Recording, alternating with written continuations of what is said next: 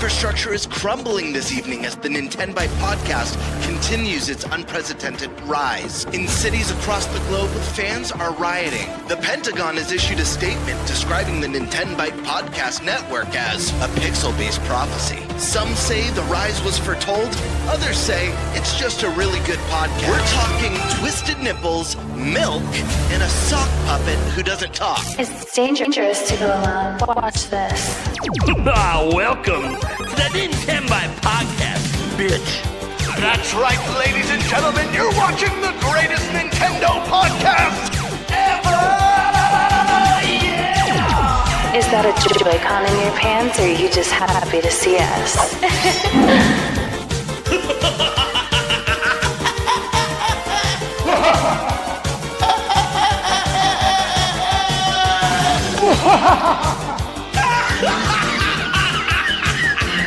Shut up! Now feel the power. Everyone, do you feel that? Oh my god, I feel it! I feel it too, Game Bird. What is it? It's the power of our podcast. I feel it! This is rad, NintenByte. So rad. Power.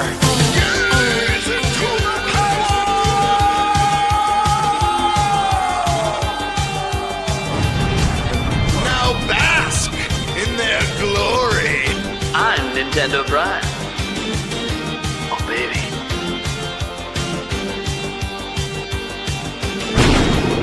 I'm ThunderStash.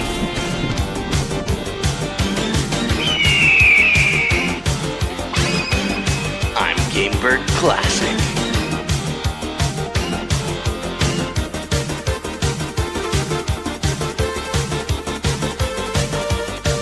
NintenByte rules. Let's rock. Hey everyone, welcome to the NintenByte podcast, season 3, episode 14. Wow, my button doesn't work. I had a button I was going to hit for the show. Don't. This is what happens when you're getting ready for PAX West. Just break. It's all right. Welcome everyone. We're going to have a killer show today. A little shorter than usual, maybe about half the time, because I got to pack up my whole damn studio. Leaving tomorrow. Left the studio up so I could do this show. This is why my shit ain't packed. So, how you guys doing? Let's go around the room. We got a lot to talk about. We got to talk about PAX West, of course. You guys want to know what the fuck we're playing and what we're doing there, right? Yeah, of course you do. Of course you do. You want to know. I know. I sometimes look at the calendar and go, wait, what are we doing? Yeah. There's so much. It's like, what is it? And then things just get, we're doing like this thing on Saturday night now that that might be my favorite part of the trip, if I'm being honest. No, I love the game demos, but getting a chance to do something fun. You know what? The game demos are fun though too. I don't know. We'll see. But we also talk about some Nintendo Directs because we got rumors out the ass this week. So many rumors. So let's go around the room, introduce everyone. Let's start with our guests, of course, for the first time together on this show. We got Action Jack. Just the evil laugh. Yes, sir. You two on the same show, isn't it? Oh shit. Yes. Glad to be back for a second week. So definitely thank you for having me. I am not cool enough to go to PAX West, but I'm glad to be here before you guys take off. Hell yeah. The funny thing is, get used to these guests because they're here before we take off and they're here after we get back. Yep. They can see the before and the after. So we'll see how it goes. They might be running the show after. We're gonna be like, yeah. I mean, Gamebird's gonna be missing next week, which is totally fun. Yeah. Life happens. Yeah. There's a potential Stash might be missing a bonus podcast next month as well. Well, things happen. But here's the deal. But the podcast is okay, guys. Don't worry. Right. Yeah, we're going to need Action Jack and Sandstorm to really carry it next week because I still might be recovering from Saturday night. Because I'm probably not going to sleep much the rest of the trip. Right. So I'm going to be like, all right, you guys do a podcast sometimes. Here's the topic. We got Sandstorm McDowell here. Yo, what up? It's your boy. Mr. Sandman. There it is. I love he's got the PAX West one on the green screen back there. Hell yeah. He's ready. He's ready for the topics today. And then Eric Moore. Hello. Did you just like crack your voice? Did you go back to Hello. puberty? Yeah, maybe. I don't know. I mean, I've heard of second puberty. I didn't think it was real. Oh. I hope your balls didn't drop an extra 3 inches. That's all I'm going to say. We got Gamer Classic in the house. The bird. Bird. He's just getting seductive How over we there. doing? He's doing good. Oh, dude, is that an old like Panasonic or camera thing? Yeah, a little Polaroid. Polaroid. man. Polaroid. Yeah. Very nice. There I'm you thinking go. about bringing a Polaroid and getting some Polaroids to the show. I've been debating it. Oh, see, that'd be dope. Yeah, Nice. since we're doing a shorter show tonight, if Target's still open when we're done, because I'm on the West Coast, Oh, I'm yeah. gonna run over and maybe grab some Hell film yeah. tonight to pack. There you go. You mean I might get an extra Polaroid for my wall over here? I've got one. Do you Good really? old Eddie from Genki from PAX East. Yep. He took a Polaroid of us two and gave it to me. He signed it. So Yeah. Oh hell yeah! there we go. Then we got the Stash Man himself. Hey, what's up? What a busy week. This has been insane. We're going to talk about the games that are coming out we want to play this week. I know. There's so much stuff going on. Yeah, just working up to the wire, literally. So, yeah, I'm excited to get to it. Hell yeah. And I'm Nintendo Prime. You guys should probably know by now. This is season 3 at this point. You should know me and Stash pretty well. We've been here for all the episodes. Gamebird's been here for all of season 3 at least. A little bit longer than that. So you should know him by now. Eric Moore's been here mostly from the beginning, but he vanishes once in a while. I haven't missed an episode yet, but it's going to happen. It's going to happen. Because now that Gamebird's finally missing one first time, Stash is missing one, that means I'm next. And I have been surgery at some point, so I probably literally will be the next person then. You can't unrun. You can't unrun your destiny forever. Nate. No, I can't. I'm gonna miss one eventually. What are you talking about? I can hook a webcam up in your hotel or your I hospital swear room. to Christ, if you put a camera in my hotel room, Your hospital room. Oh my gosh, dude, that's so crazy. While you're on the operating table, like now let's go to Nintendo Prime for the next topic. It's live just reaction you to the with two surgery, in your mouth. and all of a sudden, you just see the doctor slip and go, "Oh shit!" Big gush of blood straight up, and you're just like, "Oh, cut the camera!" Oh god. Anyways, yeah, that's just new. We have only 2 topics tonight. We're talking about PAX, and we're talking about the Direct, and maybe some bonus rumors that kind of go adjacent to the Direct. Look, who wants to lead topics tonight? We only have 2, and we got 4 of us. So what are we doing? Who wants to do what? Any takers? Anyone like jumping out want to grab one of these by the balls? Mine didn't drop, so Well, that's why you're going through second puberty. I'll take PAX. Okay. All We're right. good right into that. Cool. That'll be our first topic. That'd be great. And then I could take Direct if you want, or I could do Dealer's Choice. I'm down for either Dealer's Choice. I know we might only be doing 2. We're only doing 2. we're only doing the Okay. 2. Yeah. And we're So I'll take intentionally Direct making then, I sure. guess. it's Then we go 5 hours on the damn Direct topic. So that right. all right, cool. Fair enough. Well, you know what? Actually, let's reverse that. Let's go with the Direct topic first. I feel like it's more appropriate to end with the PAX stuff. So Gamebird, what are we talking about, man?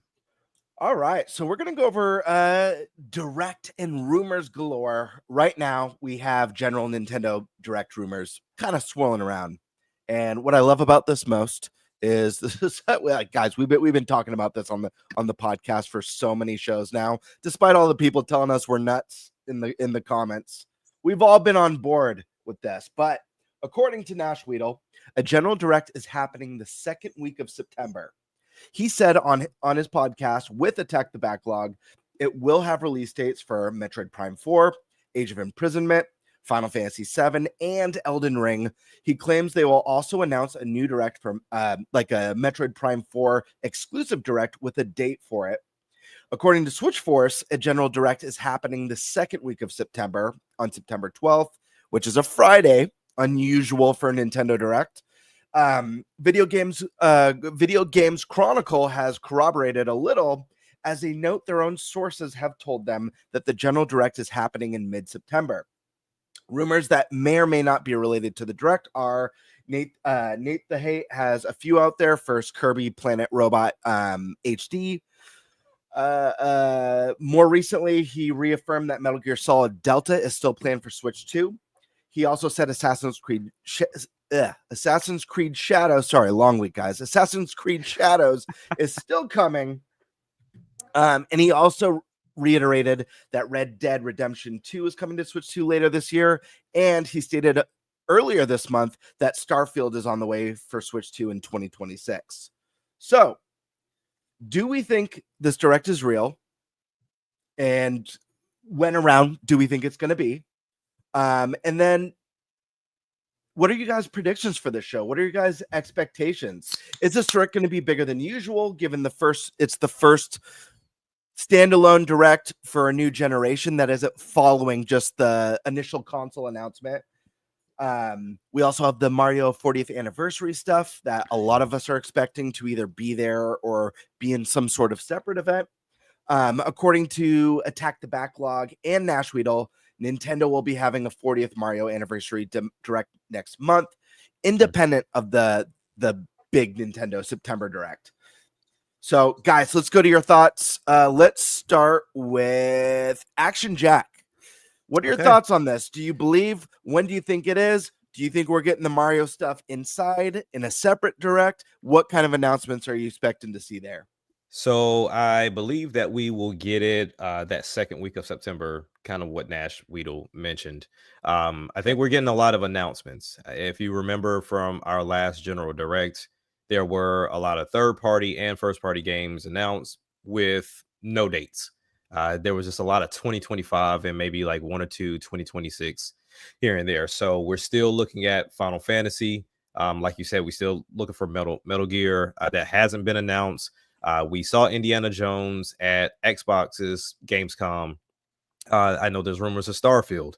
So there's so much that can be coming that we either have heard rumors of or that we know are coming, but just don't have any dates. We're still talking about the Elden Ring situation to where that can still potentially be this year. So for me, I think this Direct is geared towards not only the release dates of games that we're already aware of, but then also kind of giving us announcements for future announcements. So whether we're talking about Metro Prime 4, I think that's going to have a Direct of its own. So that way we can actually see and get the full details of that game. Same thing with Hyrule Warriors. That's going to get its own thing. I feel like we're going to hear something like a little inkling of what's coming for the Mario movie next year. They're not going to show us anything, of course, but it'll just be more of a, hey, check this out at this time frame. So that way you can get more details and information before we kick off this 40th year anniversary for Mario. If I'm not mistaken, I believe Zelda falls into that category as well. So we have so much, and I think this is a good problem to have too much to announce, to have other than having nothing to announce at all. And then also from other rumors we've heard, next year is going to be heavy with the third parties. So I think that's where we kind of get out of the realm of who has dev kits and who doesn't have dev kits, and you know what games are coming and what games are not coming. So I think we're going to get flooded with a bunch of information, but I think is going to be centered more or less around actual release dates, opposed to just announcing anything new per se. And I believe that one thing I want out of this is an actual date on Splatoon Raiders. Splatoon is one of my main IPs that I love. I love Splatoon.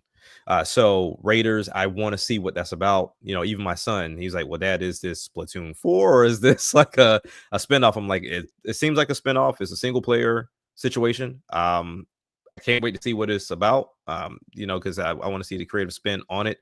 Because with 3, while it was a good game, it still felt a little off for me to where I still enjoyed 2 more than I did 3.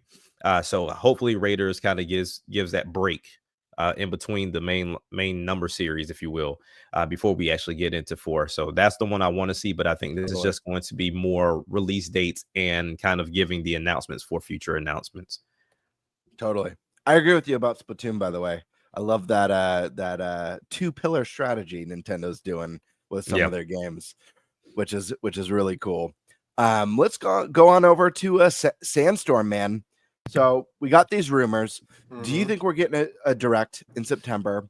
If so, when do you think we're getting it? What sort of announcements do you think we'll get there? Do you think Mario 40th will be part of that? Do you think that'll be a separate direct? What are your thoughts, man?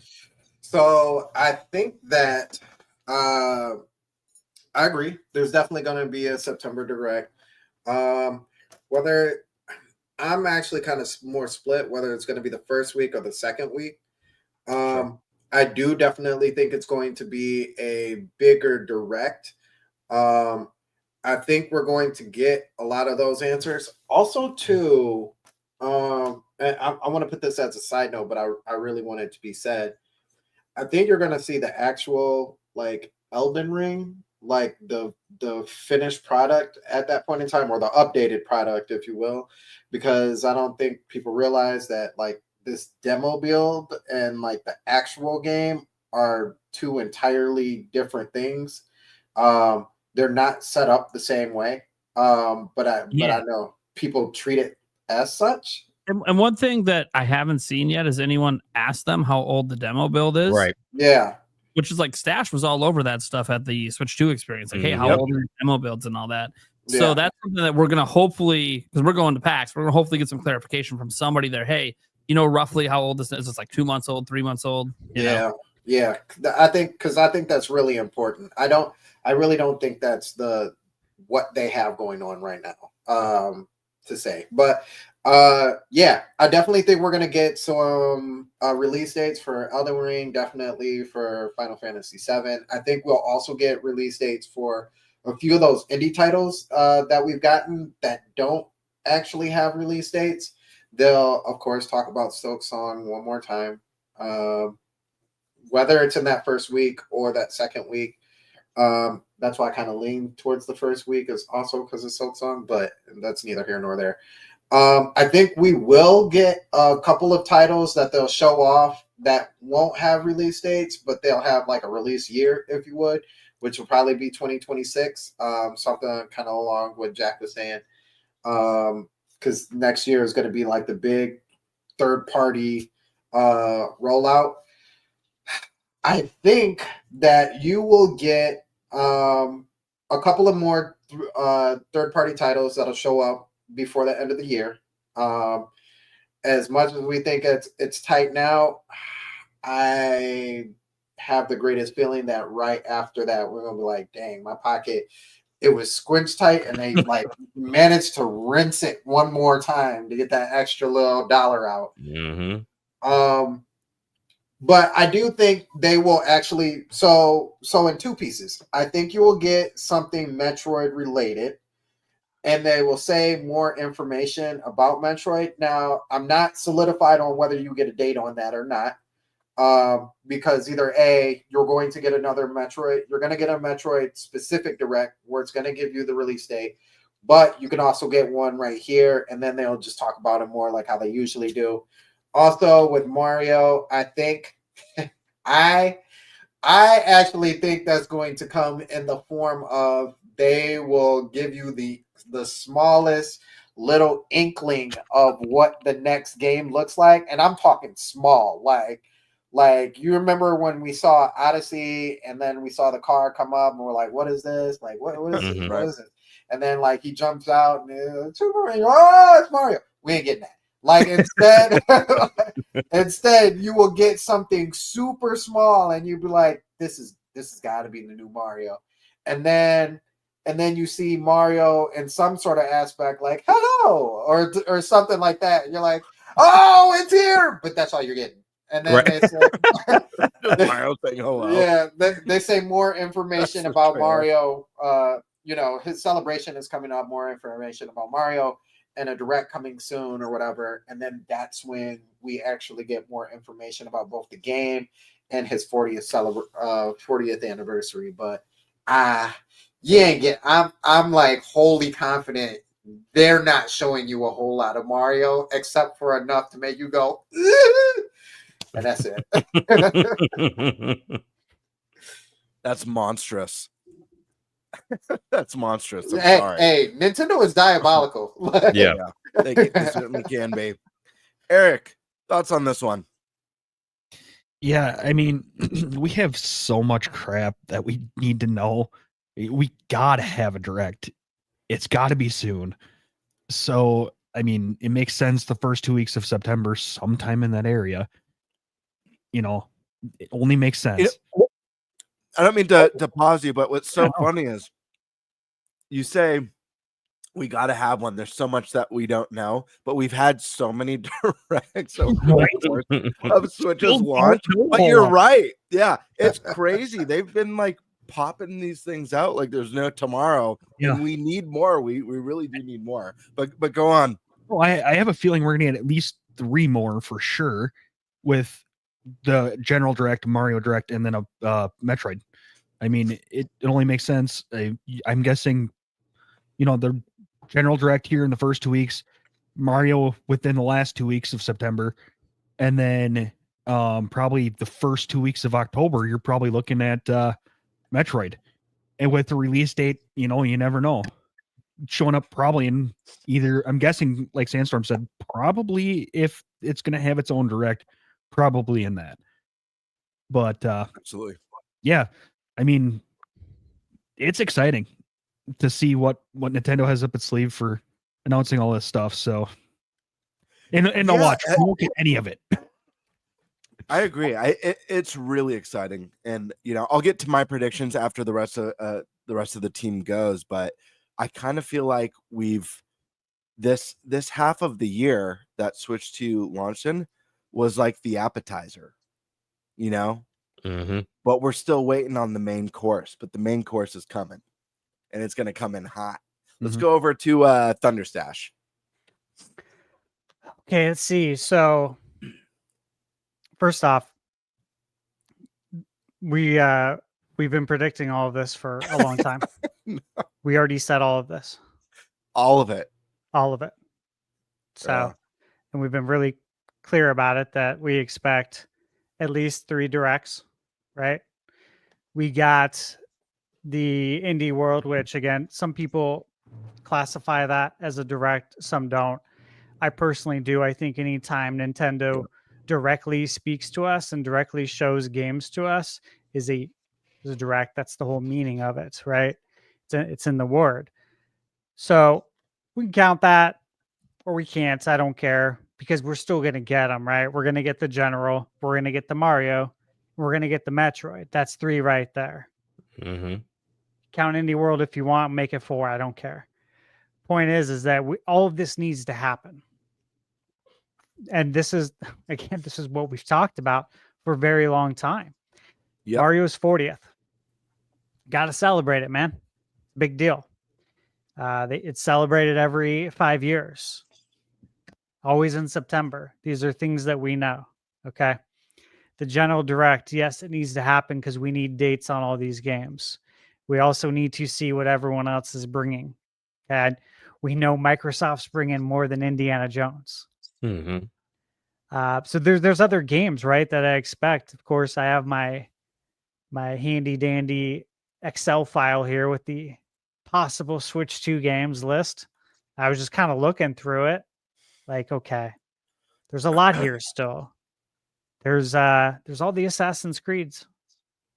We already know one of the Shadows. We already know Shadows was Peggy rated. Mm-hmm. So I would expect that at the big General Direct, right? I look at Diablo. That's one I look real closely at with those mouse Joy-Con controls. Such a great candidate. Yep. Doom: The Dark Ages. Again, we've talked about Doom. I think since, I don't know, maybe around this time last year. Maybe longer than that. That's a game that's fully expected because Doom's been on all the Nintendo consoles since Super Nintendo. Mm-hmm. Yeah, the history. Yeah, Just the long whole history. of it. There's other games, right, that I look at. Something like Dragon's Dogma 2 would be nice. But I kind of view Dragon's Dogma the same way I view Monster Hunter Wilds. They both use that same engine with Capcom.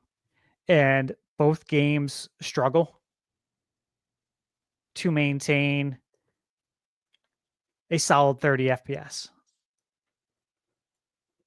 on PS5. So it's like, okay, is that realistic?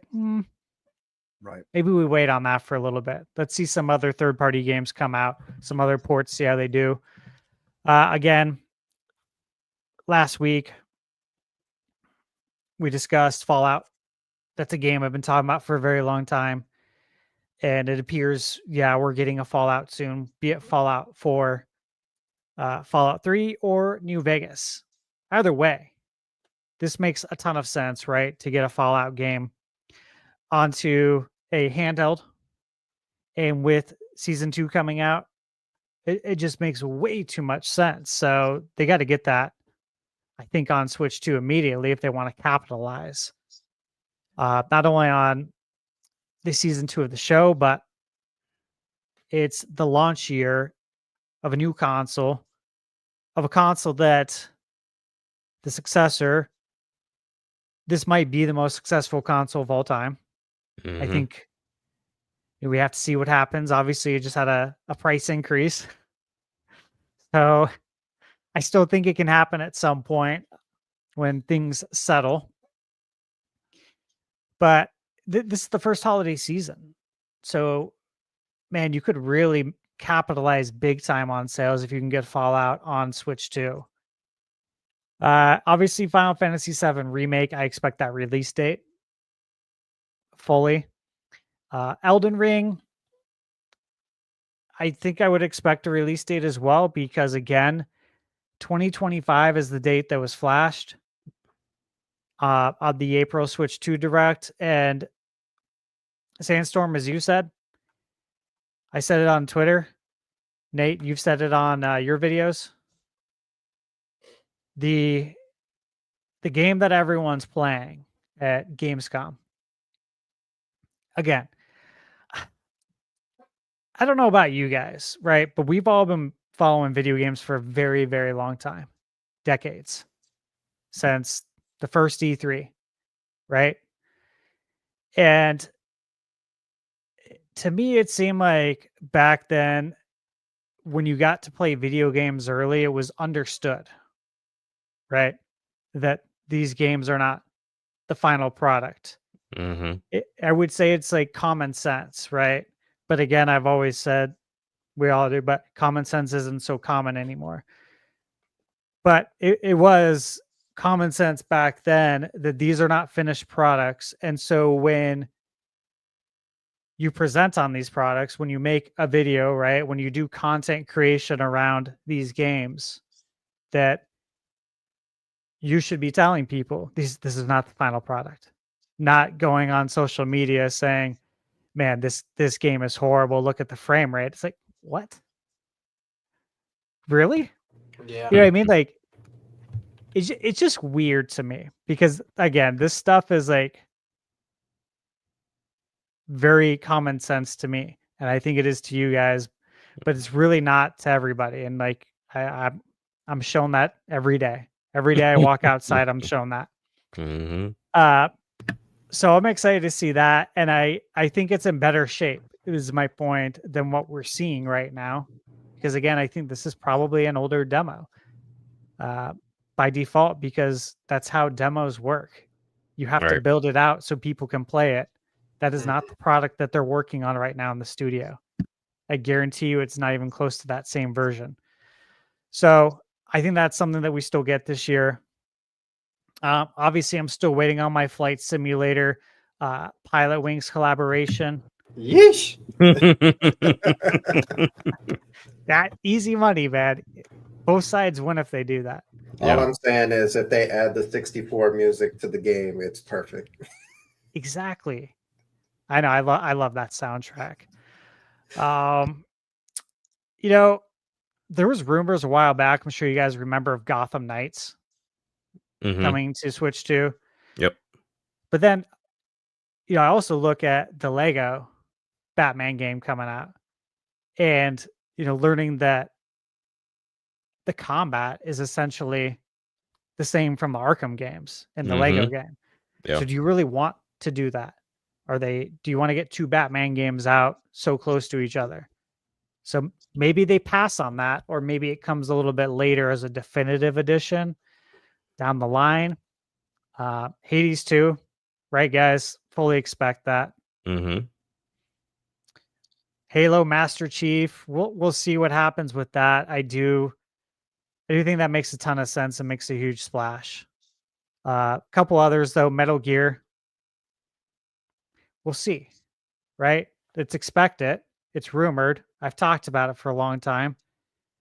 Also, we've seen the performance so far on PS5, on PS5 Pro. Mhm. I don't know what's going on, but this is actually reminiscent of Elden Ring releasing, and the PS4 version of Elden Ring, the actual PS4 disc, running better on the what was it, PlayStation 5 than the PlayStation 5 version. Makes zero sense, right? All right. But again, that's what happened, and obviously it's in much better shape now. So we'll see what happens with Metal Gear. Metaphor, it might be there. Persona's coming out soon. I think they want to get Persona out the door first on Switch 2, which I think that's October 16th off the top of my head. But you got to tell us what's coming next, right? Get people excited. Metaphor, I think that'd be a good opportunity. Mortal Kombat, that's another one. I do think in this direct we get the Prime news for the direct. I don't know if we get a release date at the general. I would presume they're going to let us know that, hey, next week is the Metroid Prime Direct, and that's where we'll get all of our news in one show. But a couple, Ninja Gaiden, Oblivion. I could see Monkey Ball making its way.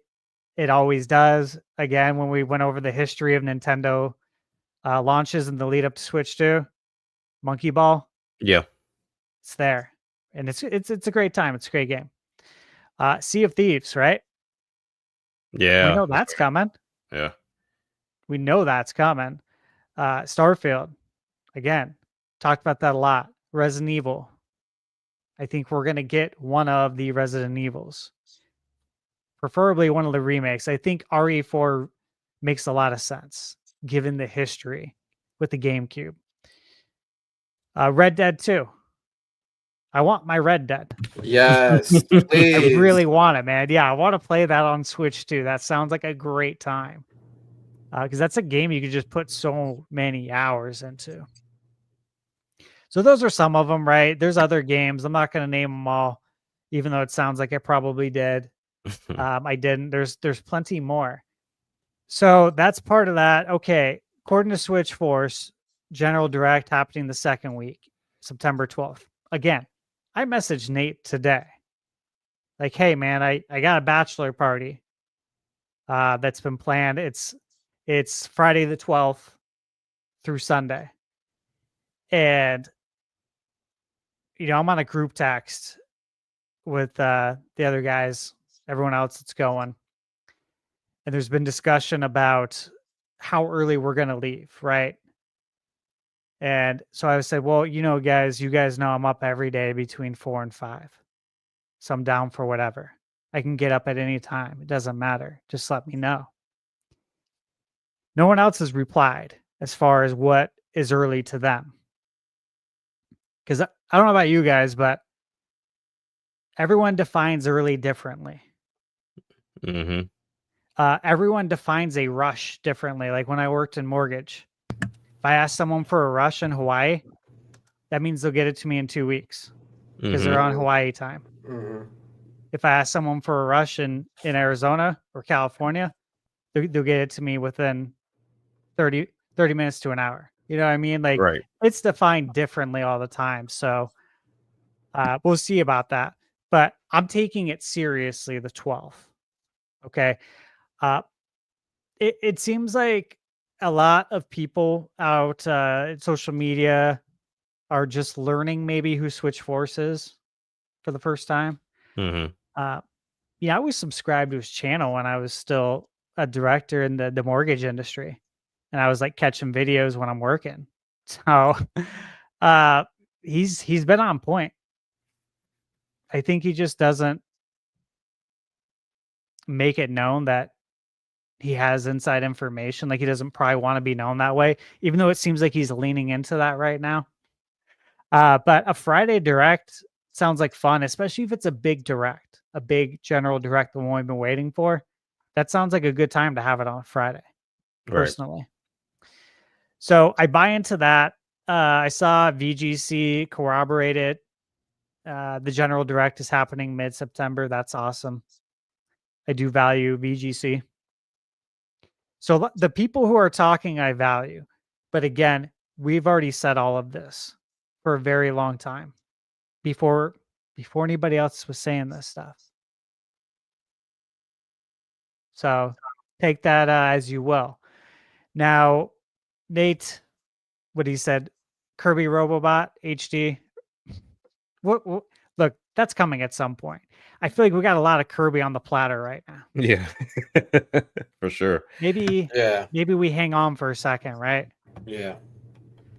But again, he reaffirmed Metal Gear, Assassin's Creed Shadows, Red Dead. These are all things that are coming. Okay, jumping in real quick to the Mario 40th. Once again, yeah, I fully expect it here in September. Look, the movie's coming out in April. Okay. I think if Switch 2 would have been out earlier in the year, like say we go into this calendar year and Switch 2 is already out, I think they would have maybe started this a tad earlier. Even though they do it in September always, I still think we would have got a couple more things leading up into this, which leads into Zelda, which is why with Zelda, I think that starting at the beginning of 2026 makes a lot of sense. Again, the Hyrule Warriors has that 2026 or not 26, but winter release date without a year. Mm-hmm. So yeah, if you want to kick off the year with that, I think that sounds great. Makes me think again that we got something else coming. If it doesn't come out this year, something secret. So I'm very excited to see what that could possibly be. I have a feeling it's going to be something we've all probably discussed here on the podcast.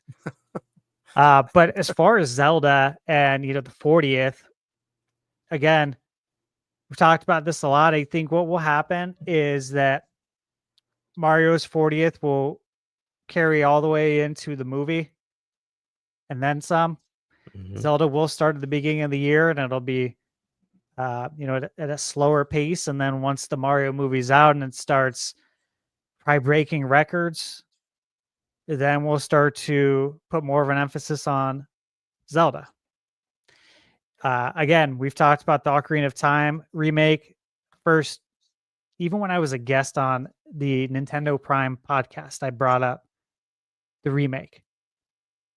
And I doubled down. I did. I was like, I really believe this is happening. And I said, I have. You guys asked too if I had any reason or sources. I said, no, it's intuition. I know this is happening. I just do. Like you get old enough, you've lived long enough, when things are going to happen. Right? We're all old enough to know that. And so that's something I'm very much 100% looking forward to because obviously that's my favorite game and I'm very excited for that. Yeah, again, Nash Weedle attacked the backlog. They mentioned all of this, which is great. I appreciate everything Attack the Backlog does for the gaming community at Nash Weedle. I appreciate those guys. I do have faith in both of them. I don't think they bullshit. I really don't. I don't think they're into that. ATB is a good dude. Yeah. So I've never thought that about vouch either for of them. I really haven't. I think they're good dudes. They love video games and they're excited to talk about them like we are. And they have connections and they're legit.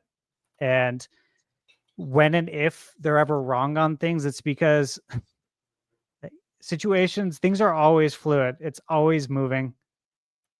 Nothing's ever set in stone. We all know this. Mhm. Things change behind the scenes. So it doesn't mean they have a bad source. It means things just change behind the scenes quite literally. And that it is coming still at a later date. So I think that's where I'm at with all of it. I'm ready for it. My body's ready. My mind's ready. I'm hoping I can make this September 12th direct again. I'm hoping everyone else's definition of early is like 9 or 10 a.m., which Mhm. I wouldn't be surprised if it is, because that's kind of typical, Yeah. right? So hoping to be there. If not, if for some reason it's at night, I told you guys I might have to call in during the live stream at the That's- bachelor party. I'm Wow. down. Everyone else games too, who's there, so they probably be down too. You know what's funny is I've been questioning whether or not I should preemptively try and get like half day coverage or something for the 12th. But I was also thinking, since I'm missing a next week's podcast, if I should call in, you know, because my dinner's at I've got to go out of town. It's for a birthday dinner that was planned without me. So like, it was one of those things with you're free the 3rd, right? I'm like, oh, I got the podcast. Like, oh crap, well, we have a reservation and everyone's going, and that's the only day that works for everyone. So, but I probably have like 30 minutes. I'll probably call in and just say hi. I'm If gonna you guys say aren't on- too busy and don't mind. I'm I'll gonna say ask on what the topic record, is. whoever did you like that is horrible. That is that is not Thanks a lot, Grandma. Oh You know well, I what? thought of you first, but I guess I gotta add one thing to what I said, just one, and just so it's on the record still, okay? Because I'm not budging. I'm not budging on this. I know it's gonna happen. I know we're gonna get Prime 2 and 3. I know we're going to get Metroid Prime 1 remastered mouse Joy-Con controls. I know Nice. this is gonna happen. And I know what was said last week. I still believe it's going to happen. Mhm. And I'm excited for the day that it comes. And it might be soon. Oh yeah, It makes sense. Makes perfect sense. yeah. It really does, man. It's just it's more than logical, I think. I was totally waiting. Sometimes when Stash gets all intense like that, I expect something crazy at the end, like a brand that says Prime 2 and 3, and just him just going as he's saying, and pulling down the shirt, and it says Prime 2 and 3 coming to Switch 2. Like who was it? Was it Peter Moore? Yeah, Peter Moore with the Grand Theft Auto. Mhm. Oh yeah, man. Yeah. Always mix that. It was Peter Moore, and was it Nintendo was Peter Main, right? Mm-hmm. Yep. Yeah, that was the man. Those are the things I miss from E3. Stuff like that. Yep. All right, Nate. What are your thoughts on this one? What are we feeling? So I first off, I don't think Metroid Prime 2 and 3 is coming anytime soon. Maybe 2 for GameCube NSO. I think they're going to be NSO games. And there's like conversations out there that Wii might be the next system that gets added before DS. And so then It's that would be gotta on happen. the Wii games. Now, I'm not saying they won't update the games for mouse controls. They very clearly could, because they had motion controls. So, they probably can make that transition pretty easy. But I think 2 has a chance to maybe come sooner than later. But 3, I think, is still going to be a while, because I don't think Wii is going to come for another couple of years.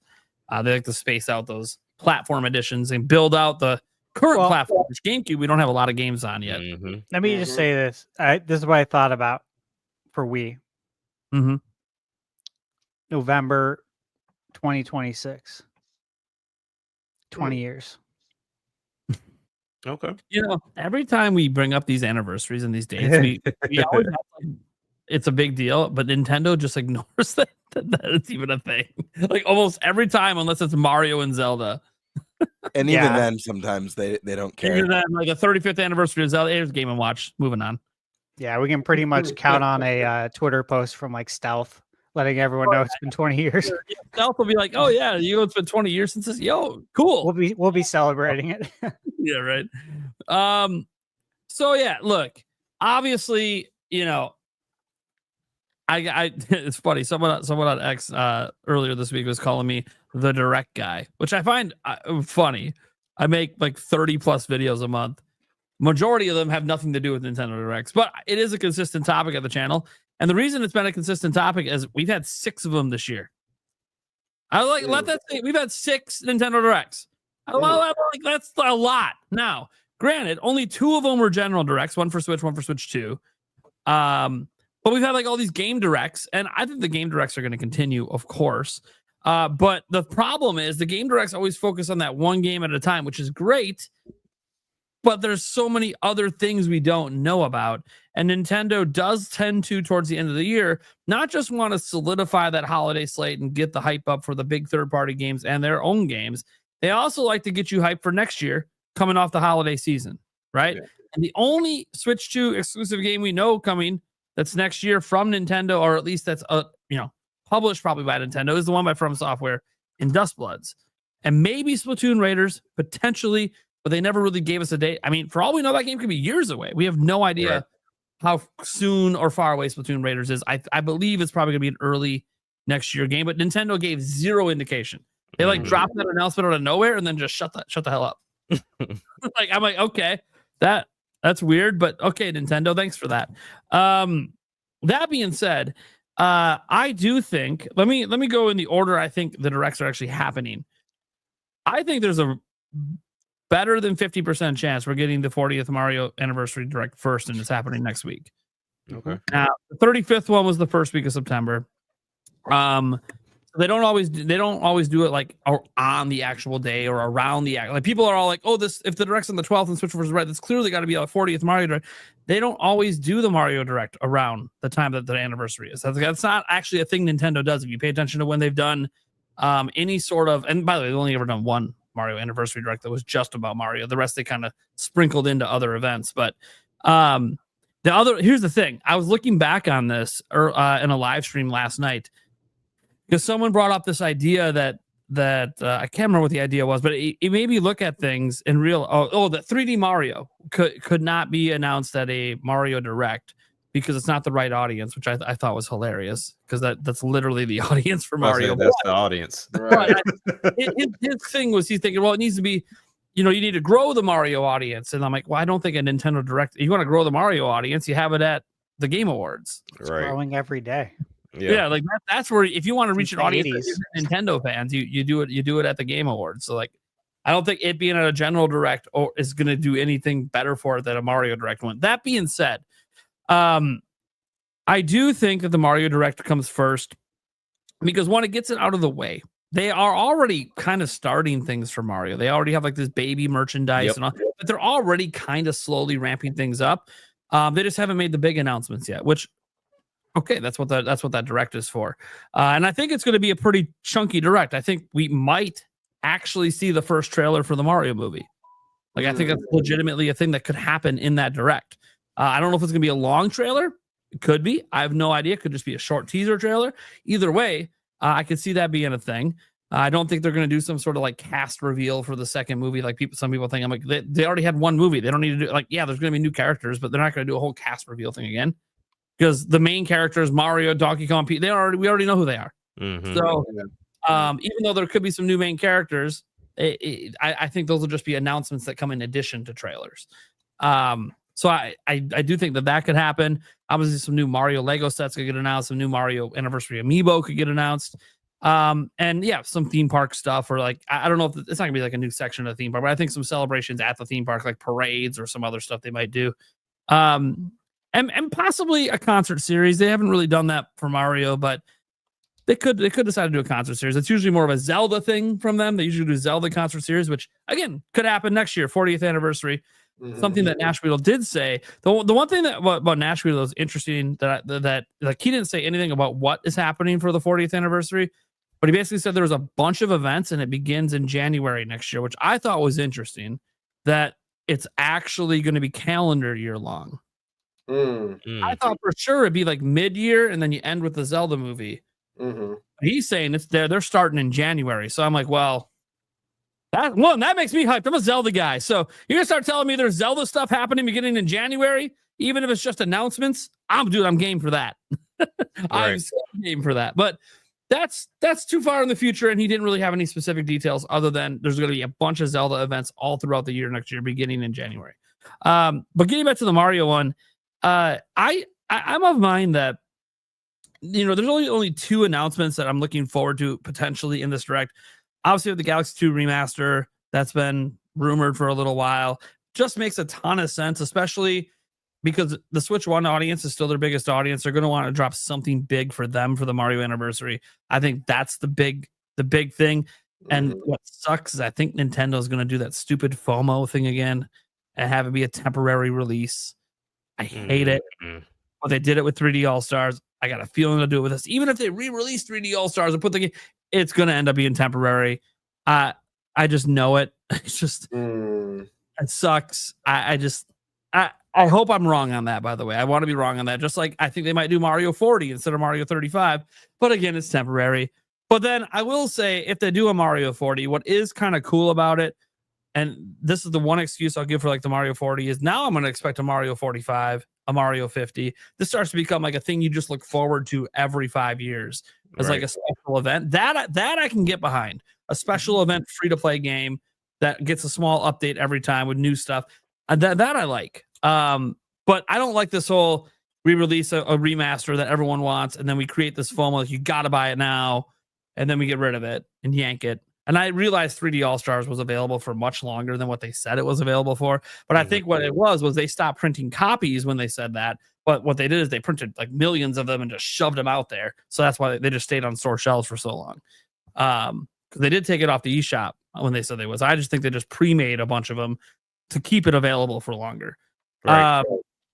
But so I do think that's an announcement that could come because they need something for Switch 1. And you might go, well, what about Switch 2? What are they going to do for the anniversary on Switch 2? I don't know. There could be some themes, some icons, all that stuff. That'll be for all Switches. Maybe they theme the eShop again like they did last time. That was kind of cool. And now that the eShop actually runs smooth, at least on Switch 2, I can get behind them actually theming it, not slowing it down more. Because while that theming was really cool on Switch 1, it just made the eShop run slower. So I'm actually looking forward to it this time because the eShop might still be an enjoyable experience. But I do think they're going to tease the 3D Mario. And you might go, well, that's going to overshadow a general direct the next week. Is it? No, not really. They might not even put a year on that thing. I do think they're going to show like a minute of it. I think it's going to be a really slow first like 15, 20 seconds. And then they're actually going to show you some really cool, and our minds are going to be blown. We're like, holy shit, what is going on? It's going to be more than when they teased Mario Odyssey at the reveal of Switch. But it's not going to be so much that we're like, oh yeah, this thing's coming out like early next year to end the anniversary, coming around the movie. And it might be coming out around the movie. But Nintendo's they just want to let you know it's coming, and they want to show you what we've been cooking. Like, it's been a long time. Like, oh, DK, incredible. Game of the year contender. Don't worry, Mario's back to claim his crown. What's been happening with Bot? We've seen what's been happening with DK. We made DK. Yeah. We've been cooking this Mario game for years. We can't wait to like blow our minds. I think it's going to be one of the first games that upon reveal will actually blow people's minds that are Switch 2 and like excited for, even people that are on the fence on Switch 2. I think it's because when they revealed like Mario Kart World and Donkey Kong Bonanza, at the reveal, they weren't really blowing our minds with what they were showing. Now the DK Bonanza Direct, that was incredible. Yeah. But that's not how they showed it. They showed it as like, oh, it's this destructible thing. That looks cool, but it looks really repetitive. And then you have people play the demos, and Stash loved it. But a lot of people that played it were like, yeah, it was fun, but I was just doing the same thing over and over and over again. Like, that's the whole game. No, of course it's not the whole. This is Nintendo. Of course that wasn't the whole game. But that's all we knew about it. That's all Nintendo. That the Treehouse did extended segment. Like, that's all they showed was like, oh, you're just breaking things all the time. And that's it. And no, it's a lot more in depth than that. To the point that it's probably going to be nominated for Game of the Year. So I think that they want to remind everyone who's the king. We got the Mario movie coming next year and a 3D Mario, and we want to like give that wow moment, the jaw dropper. that might even lead to sales like spiking in September, even though the game's not coming out for a while. You know how people go like, hey, we know this early gen. This is clearly going to come out on this system. So I that's what I think is going to happen. They might have some other announcement, merch announcement, other stuff. But I think those are like the only real game announcements we're going to hear. Then you get to the big general direct. Look, we've obviously been talking about this for months. We thought maybe one could happen in June. Then we thought maybe that July one would be the general. It turned out it was a partner showcase. This month, we didn't really have a lot of conversation about one happening this month. Just the indie world at the beginning of the month. But that's because Zach from Switchforce, credit to him, kind of set the table that, hey, don't like expect the direct right now. And September was around the corner. We always kind of expect directs in September. But the reason I think this general direct is going to be so massive is it is the first Nintendo Direct, the first general one of the Switch 2 era. Right. We have not had a general direct since Switch 2 launched. And I know that seems crazy to think about, but that was in June. We're entering September. And we haven't had one yet. Normally we would have had one in June, but we didn't. So I think that that's exciting because I think there's just a lot of things they've been holding back. A lot of big third-party games that have been held back. A lot of, like I think the reason that like Indiana Jones even got revealed at, as a game like by Nintendo was, hey, because we've heard like Nintendo's been holding back reveals and stuff. Well, maybe they gave Microsoft the okay to reveal Indiana Jones: The Great Circle at opening night live because there's just so much to show in this direct. Like they kind of felt like, hey, why don't you show this somewhere else because you might get overshadowed. Like what if Starfield's getting revealed? Like maybe they think that's going to overshadow, for Microsoft, or maybe Halo Master Chief. Like there might be other Microsoft announcements they feel might overshadow Indiana. So like, hey, why don't you just take this game and announce it at a different event? And there's going to be a bunch of stuff. Like obviously, I think for the most part, everything that Nate the Hate put out there, I think is realistic. And should mostly be expected. Now, Metal Gear Solid Delta is the one that I think people are going to be kind of, really? It doesn't even run well on PlayStation 5 Pro. Yeah. I know. We know. We're aware. For some reason, it runs worse on that than your $750 console. Runs it worse than your $550 console or your $500 all digital one.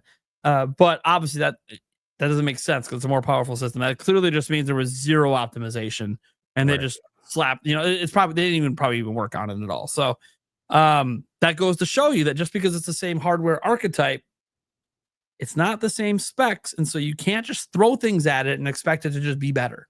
Right. It's just not how this stuff works. And that's what was the thing about backwards compatibility with Switch 2. Switch, it wasn't magic. They had to put a compatibility layer, and that's what allowed the games to all run better on Switch 2 was because of the work done on that compatibility layer that's still being done. There's still new games that are just magically starting to work every time Nintendo does a system update. That being said, yeah, the second week of September makes a lot of sense. I don't know about the Friday thing. I think it's weird to be on a Friday. I hypothesize that, look, I don't have a reason to doubt Switchforce at this point. He doesn't put things out there very often. And I look back at his track record, and besides one time when he was wrong, all the other times he said a set of direct was going to happen on X day, it just did. So I don't have like any big reason to really doubt him.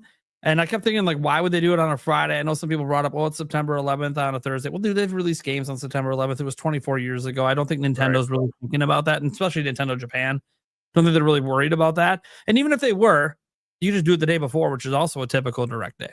Mm-hmm. Right? Like, there's no reason to do it on a Friday. You can do it on a Wednesday. Again, you do general directs on Tuesdays, Wednesdays, and Thursdays. So this isn't, why is it Friday? Has to be a reason it's Friday. And it could be, obviously, about the anniversary for Mario. Maybe they're saving one bonus shadow drop announcement for that Friday for the anniversary. That's possible. It's also possible that there's a major company they're partnered with that only releases games on Friday, and there's a massive third-party shadow drop in this direct. So it has to be on a Friday to fit that company's release schedule. That could be it too. I don't know what game that would be at all, because we're at the beginning of a gen, so it could be anything. But that is something that I found to be interesting. As for like what could be in it, obviously the week of the direct, we'll do our bingo cards and all that stuff. Or at least maybe if it's on Friday, it won't even be announced yet. We'll be doing a bingo card for a hypothetical direct that Friday that we don't even know if it's happening, but whatever. It's all in good fun. If it doesn't happen, then cool. We just save them for when it does happen. But I do think that there's going to be a lot of major big third-party games in this one. I do believe all the reports out there that Nintendo's been very big sticklers with the dev kits. The reports have been too consistent from too many places at this point to deny that Nintendo is even still holding back dev kits. I think I know why. And it sucks for all these companies. Nintendo's trying to control how games roll out in the opening year because they're worried about the Switch 2 getting flooded and then get buried. And then it happened at launch. Think about the report of, one person told me that, our game on Switch 2 sold worse than our worst projected sales. And it's like, well, there's like 21 launch games. They can't all sell. That's too many games at once. They literally can't all sell. Like, people don't have unlimited money. So I don't know who, and that story blew up because they made it, nobody's buying third-party games. Well, it turns out at launch, for the launch month, actually almost 3 million third-party games sold. So, that's a lot of third-party games to sell on a brand new platform in a month. It's just not all of them are going to sell. I'm sure a huge chunk of that was Cyberpunk and maybe Yakuza and something else. But anyways, the point is that, Nintendo wants to maybe spread that stuff out. And what sucks about thinking about that right now is the last couple of months, there's been some pretty, I went over especially in like July and June, there was hardly any new games releasing on Switch 2. It almost was like too spread out. Like, there was at one point where there was like 3 weeks without a new game dropping on Switch 2. And that's wild to me. Not even an indie game, just nothing new dropping on Switch 2. Can't have that. So I think Nintendo is intentionally trying to control that flow, but maybe they went a little too hard at launch. And now at post-launch, maybe because if you give someone a dev kit right now, the game's not coming tomorrow. It's coming next year. Unless it's an indie dev, I guess they could get their games up maybe quicker. But and they have given some indie devs. We know Mina the Hollower coming in October, 120 FPS. You have to have a dev kit to do that. So, Yacht Club Games, obviously they were trusted. Team Cherry next week, they clearly got a dev kit. They're releasing a Switch 2 version. In fact, shout out to Team Cherry. Kind of sucks. I'd like to be asked in an interview why this is, but the physical version's next year. I don't know why it's so split apart from I'd like to know. And it does appear the physical version may be a full game on cart. I'm saying might be because it's not actually officially announced that way.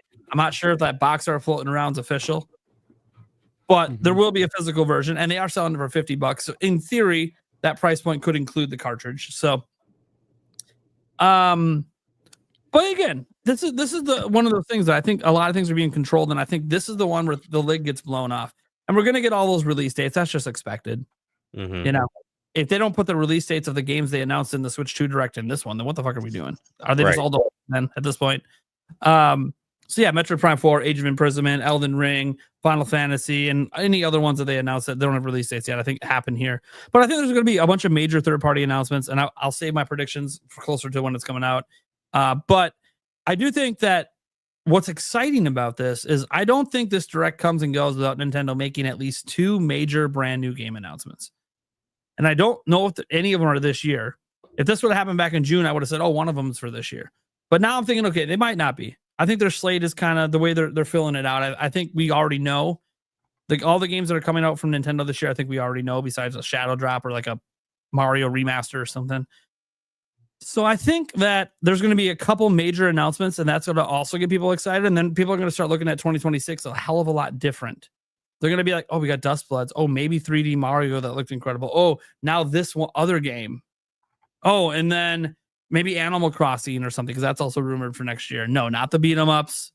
Lie, rumor thing. Actually, there's Nash Weedle. It's Nash Weedle. That's to clarify. It's his rumor that Animal Crossing is coming next year. So I think that when you combine that all together, this sounds like a massive Nintendo Direct, if any of these rumors are even partially true. So I'm just excited. And is the 12th it? Is that the day? I don't know. I mean, for the sake of having ThunderStash guaranteed at the show, it'd be nice if it was Thursday. But if it's Friday, it's whatever. The show must go on, as they say. So it's going to be It's going to be wild. It's going to be crazy, and I'm pumped. And that's about all I have to really say on all this, because my mind is already moving to Zelda's 40th, because now that even got mentioned, I wasn't even thinking about Zelda's 40th. I was like, I'm just trying to get to Mario's 40th. And now I'm like, oh wait, January. So I didn't think we were going to hear anything about Zelda 40th plans till summer next year. So It makes sense though, because obviously it's going to lead into the Zelda movie that comes out on my birthday, May 7th. So like it just makes sense for the timing. I have a feeling a conversation may come up in the future about me flying out there to go to the movie with you. Yeah, that'd be so cool. That'd be neat. really fun. I do want to make one point that I'm coming to this. You won't go to his birthday without me. yeah, that'd be fun. I'm man. coming Go to that too. premiere. That's a drive for me. Yeah, it is. Yeah, just it's true. for you. Yeah, It's probably like 5 hours. I don't know. I've never driven over there, but it's probably pretty not too bad. close. So the Friday deal, remember, we had that Nintendo Switch presentation, the big one, January 2017. That was on a Friday. I just double checked that because I'm like, I remember being so excited. Like, dude, Friday night, the reveals on a Friday night, like, this is awesome. Felt like it was TGIF again. I'm like excited to watch something on TV on a Friday that's not, a Suns game. Like, it's actual TV. Like, this is really exciting. And I just thought that was cool. There's something to be said about a Friday night prime time versus 6 a.m. and waking up super early, very business like. Yeah, I agree. It's a different there's vibe. something, it's like a more party, more celebratory vibe. And if it's as big as we hope it's going to be, Friday makes sense. Yeah. Yeah. That'd be cool. Yeah, it does. Yeah. I mean, by the way, I forgot to mention this part. Yeah, I do think a Metro Prime 4 Direct is going to be announced and dated. They've done this before in general directs. It's not often, but they do it. And I kind of think Metro Prime 4 is coming out in October with Pokemon. So I kind of feel like they're going to announce it for like the first week of October. Oof. Okay. Wow. Oof. Cool. I like that. I'm there for it. Yeah, I mean, I echo a lot of what you guys said. Listen, I'll be honest. I think this is going to be the direct, easily the direct of the year, without a doubt. 100% believe it's going to be the direct of the year. Kind of like how I touched on before when Eric was giving his thoughts. I feel like this year so far, everything we've gotten has been kind of the appetizer.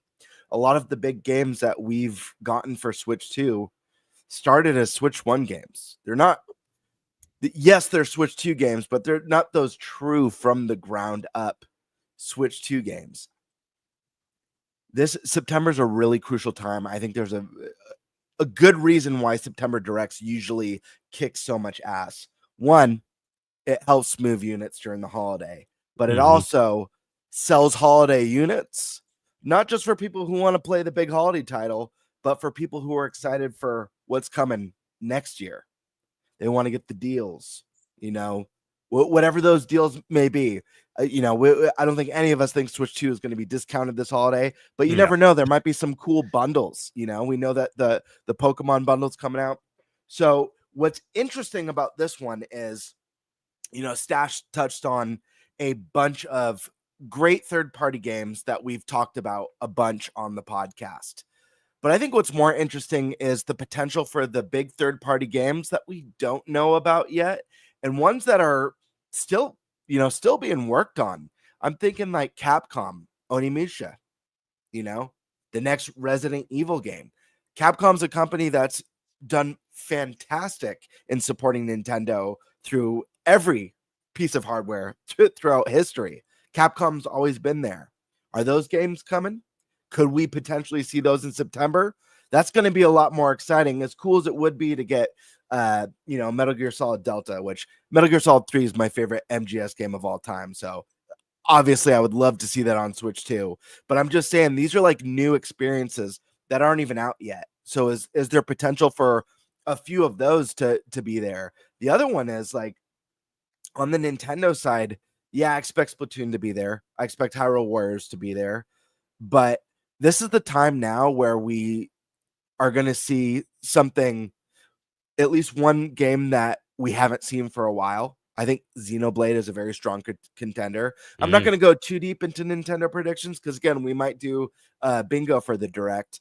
But what about something like a Star Fox? You know, this is a series that missed the Switch. This is now entered the dormant territory. I guarantee you, we will see one dormant series that's going to have everyone like, oh shit.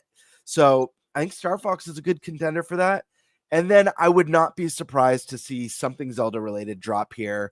And I'm not 100% sure. Okay, so I'm kind of hopping around. The one thing that I'm on the fence on is the Mario anniversary. I think there's a strong likelihood we get a 40th anniversary Direct, but I think it's also possible that they skip the Direct and they utilize the Nintendo Today app and drop like a 15-minute trailer. I'm on the fence. I'm like 60-40 on that right now. Just because while we did have that one big Mario anniversary Direct, it was at a time where we had no regular Directs. You know, we had the shutdowns and all this chaos going on. It was just a very unique year for the industry. Maybe that was a really beneficial Direct for them, and they want to emulate it again this year and every 5-year mark. Or maybe they're like, those were a certain set of circumstances, but we're just going to drop a 15-minute trailer that's got, you know, new Mario merch, new stuff coming to the theme park. It's got a trailer for the movie. It's got that Stash's Mario Wonder Switch 2 edition with added content. It's got that, you know, Mario Galaxy 2 remaster. If we don't get a Direct, I don't think we're getting a mainline Mario tease, but I think there's a strong chance that, like, you know, going all crazy tinfoil hat, I think there's a strong chance that we see a big Zelda announcement and a big Mario announcement in this next mainline Direct. Not just that, a dormant series, not just that, something else big like a Xenoblade. This could be, and I hate to get all fanboy, but you know, this is a really crucial presentation. If this one doesn't end up being a home run, people have already had up and down emotions about Switch 2 this year. This is the time to shine. As far as Metroid Prime, guys, come on. We've heard it for like weeks, for months now on the podcast. I'm 100% convinced we're getting a Prime dedicated Direct. This is a game that needs it. I said Kirby would greatly benefit of it, and Kirby needs it to understand what differentiates this game from Mario Kart World. That was really important. The Direct did just that. Prime's the same thing. This is a niche, like it or not. This is a niche series. This isn't a blockbuster hit for Nintendo. I'd love for it to be, and I know Nintendo would too. It's a critical smash hit, but we need to get people excited. We need to get old fans excited. We're like, is this just Prime 3 again, Prime 2 again? Or is there something like, is the scope different? Is there something that sets this apart? We need a Direct for that. I hope they don't do the Nintendo Today route. I really believe that this game deserves the Direct. And I have to imagine, given the development time of this game, that Nintendo's like, yeah, we need to have a very big push for this thing. We've been working on it for 8 years. We gotta surprise people. We gotta go over why people should be excited for it. And dude, hell, I know we're already getting a Pokemon bundle for October. Does that bundle come out in October when the game launches, or does that come out in November later? I'm not sure. It's a good question. Let's see. Because if the bundle comes out when it launches, I'm going to predict, and I know this is a wild one, but screw it. I'm going to say we get a Metroid bundle for the holiday time, in time for at least December. It's the same day as the game release. Same day as the game. Perfect. That's October. Okay. Awesome. End of October. I'm going to predict we get a Prime bundle. And that way people can get Prime for $50. And that's going to sell the game to people who wouldn't go out to the store and buy Metroid Prime because they're getting a $50 title with it. So I'm going to want to fence and say that. I know that's a risky prediction considering we're getting a Pokemon one, but Makes Now, are we sense. looking at possible 2 bundles? Because I mean, this is still a Switch 1 game. So do we? It's a Switch 2 edition. Not Okay. not a Switch 1 bundle. Gotcha. Yeah, because the Switch 1 will be the budget game. That'll be the $60 game. Okay. The Switch 2 edition, I imagine. Do we know the price? Is it 70? Is it 20 for the upgrade? Or Still sorry, not 10 for the available. upgrade? Still not It's not even available for available. pre-order. Mm-mm. Interesting. Yeah. Yeah. So, yeah, we really don't have a price for You- it. Like, I don't, that's crazy. Regardless, the bundle's going to be, at least $20 cheaper, I would Mhm. imagine. You know what I mean? So, I mean, Do you guys still think it's a good idea to have Deion Sanders come out and during the Nintendo Direct and tell everyone like it's prime time, baby, and like be the one who announces it? Only if absolutely unequivocally. only if Nintendo Prime shows up. Yeah, right.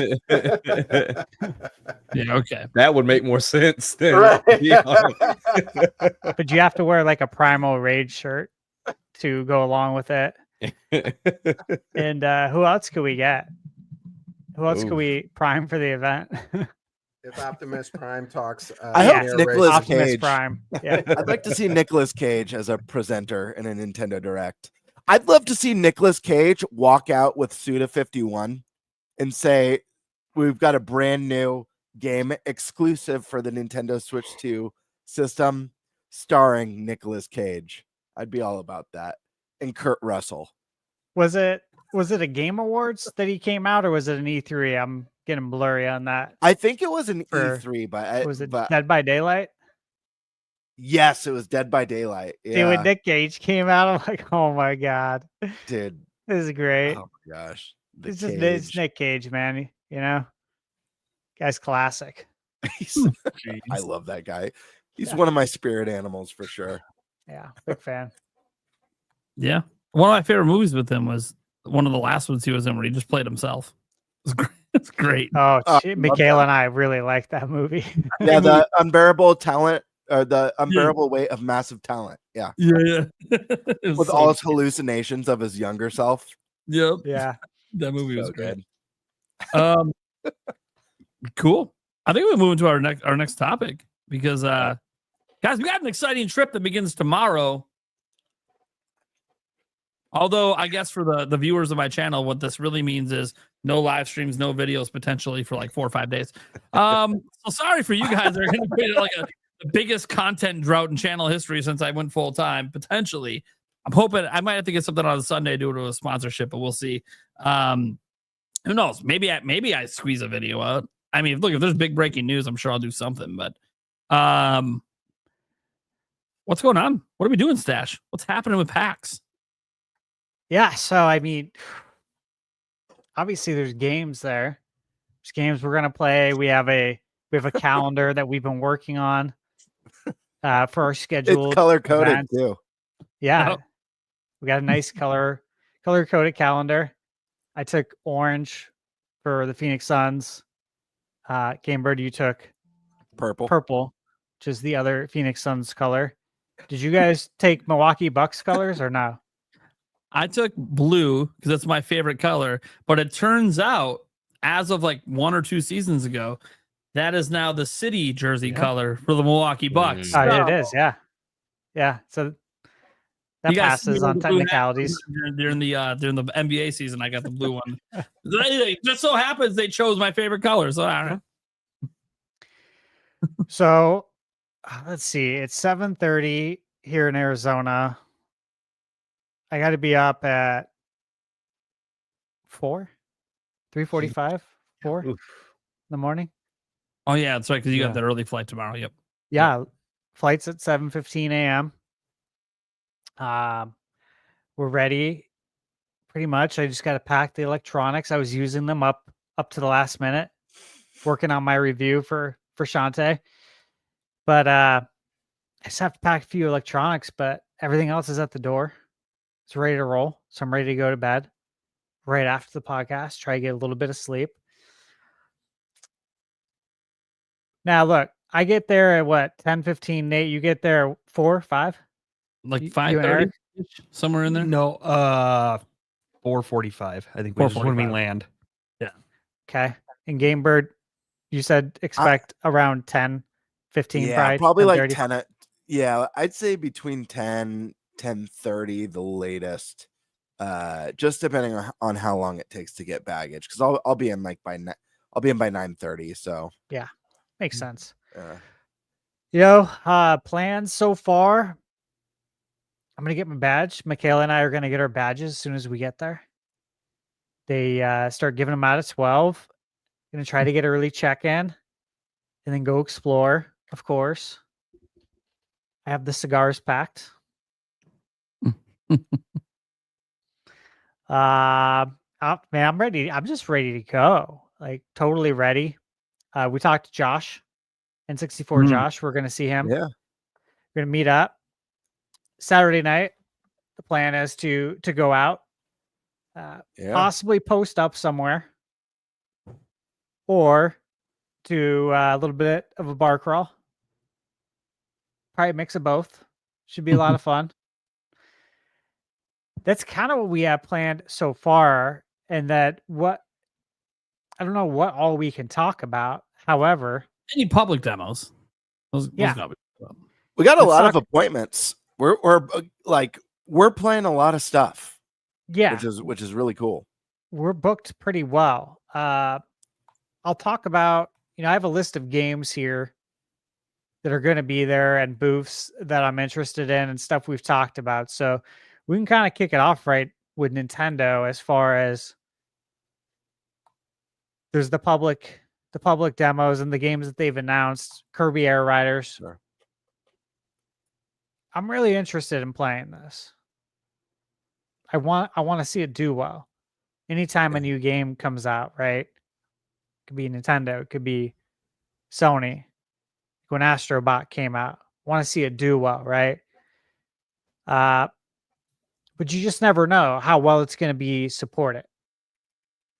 Just like Astro Bot, I didn't know how well it would be supported on PlayStation because this game is really a great game for Nintendo fans. Like it's a game that they would eat up, right? It would sell very well. But it's a PlayStation game and it's an exclusive. So I look at games like that and I hope Kirby doesn't fall into that category. What do you guys think about Kirby and your excitement around playing that one?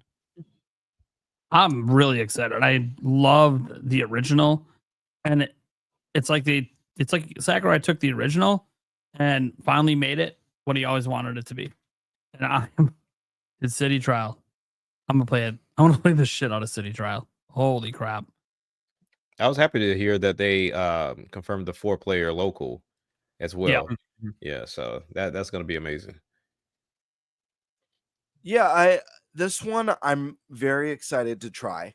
I'm curious to see if we talked about this a little bit last week.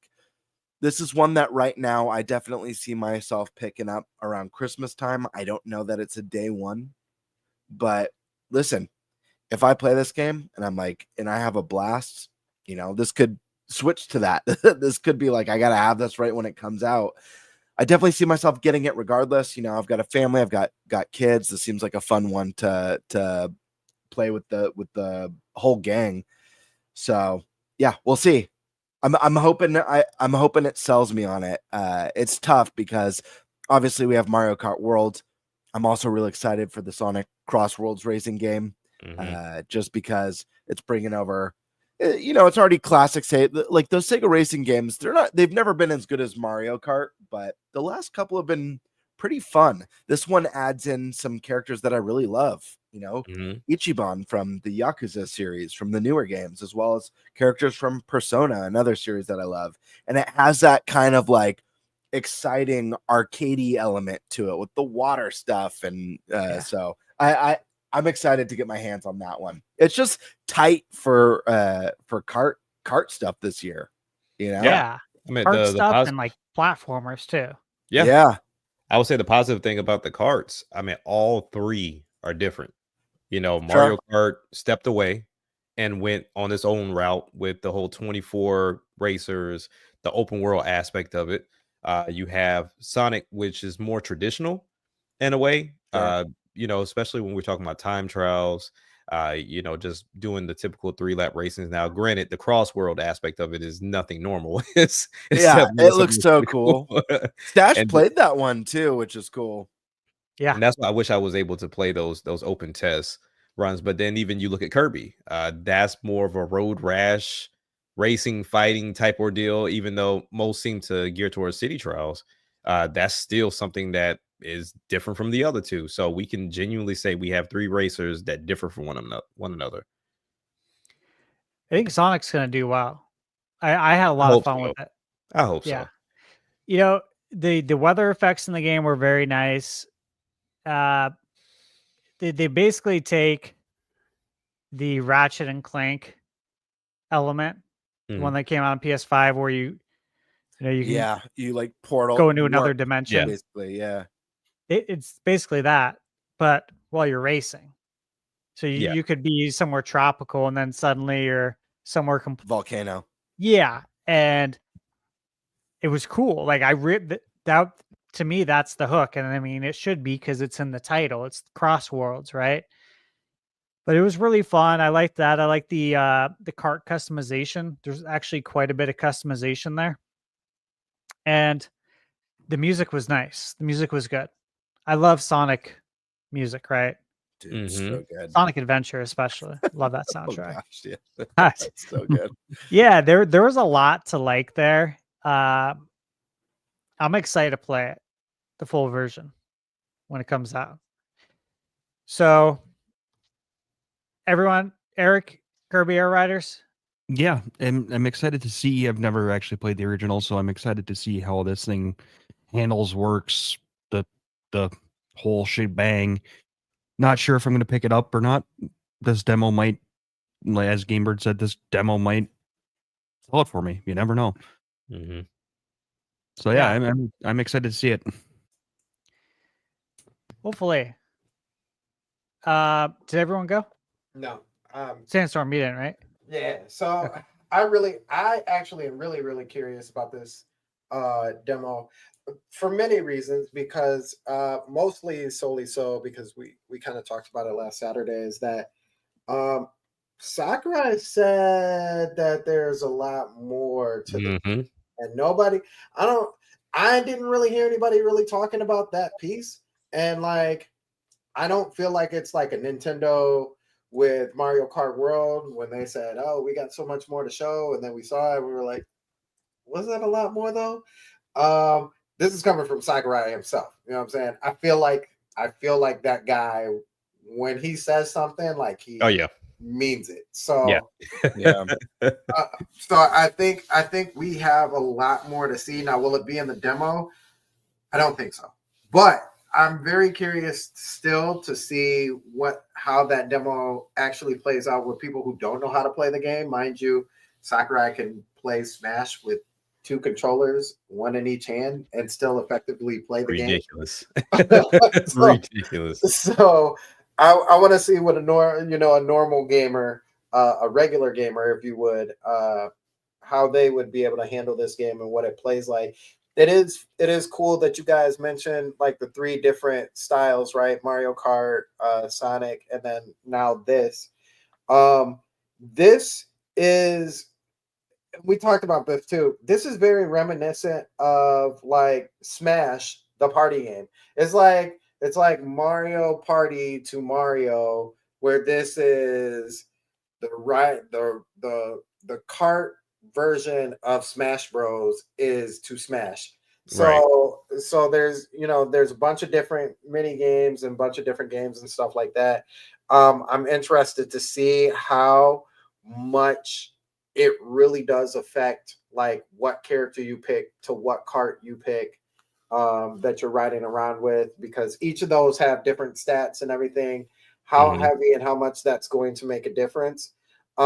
I know a lot of people talk about how the world, if you would, is small, but I mean, it's an arena, so I think it's a good size. How many people are going to be in that arena?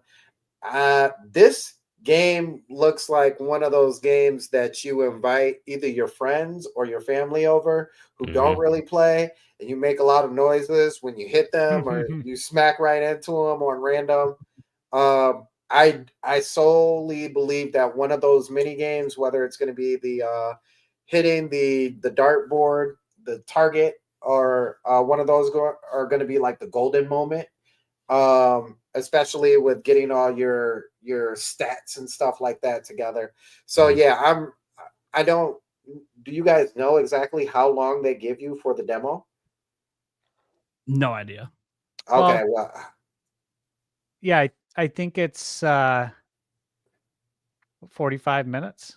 Oh, that's perfect. Is it? It's so this is based on how Warp Pipe Pass I've used in the past. That hour like it's like by the hour, there's a line for just that time, so not everyone's actually playing it at Okay. right time.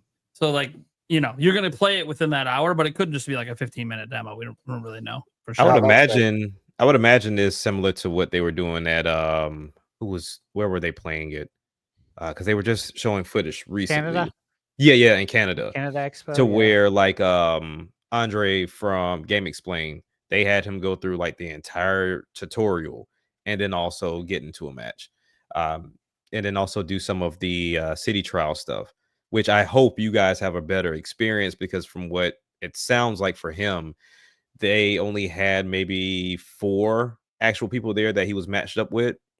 So 9 times out of 10, when they were doing the city trial stuff, they were in stadiums with the computer, or ended up by themselves. So it wasn't really a fun experience for them. Yeah, that's lame. The game's all about playing with people, for sure. Right. Yeah, definitely. But yeah, I think it's gonna be really exciting to kind of hear back from you guys how you enjoyed it or didn't enjoy it. One thing I will say, I think we are naturally used to holding down a button to go. I'm really curious how much that's gonna mess with the person when you don't have to do that. That's one thing that's set with me. The answer is a lot. Because every time I think about it, I'm like, everything looks amazing, but just that simplistic. Yeah, people are going to hold down B to go, and it's like, no, that's your boost. Like, why am I not moving? Hold it down all the time. It doesn't work that way.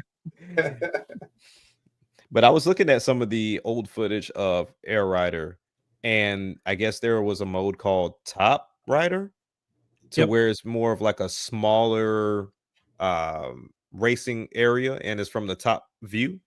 So I'm curious if that comes back. Yeah, I mean, like you said, there's a lot they haven't revealed. I'm sure that mode maybe comes back, and maybe a new mode we've never seen before. Right. I'm thinking, I wouldn't be surprised to see a story mode. I know that's something we all speculated and talked about for Mario Kart World, but the way they teased that special character at the end that was very cinematic made me feel like, but at the same time, it was also kind of in the style of a Smash Bros character reveal. So maybe it was just cinematic for the sake of that moment in the direct, but we'll have to wait to find out. The real question is, we've gotten Mario Kart World, we're getting Kirby Air Riders, we're getting Sonic Cross Worlds.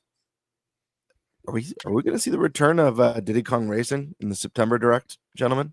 Yo, stop it! Don't play with me. I want to, I just don't see it in the car. All signs pointing towards Diddy Kong Racing? If we're talking about signs, next we have, year, like you said, the 3 racers, and then not to mention in Bonanza, you have him and Dixie racing. Like, that's clues are right in front of us the whole time.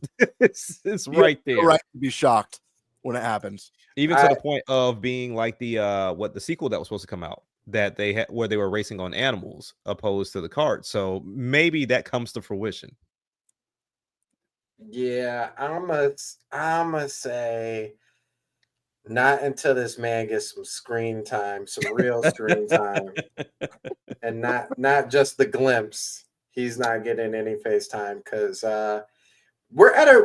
so I was thinking about this the other day, like, man, why haven't we gotten it at least on the 64, right? But I'm starting to realize that I think our just like how X-Men was, I think our generation has passed.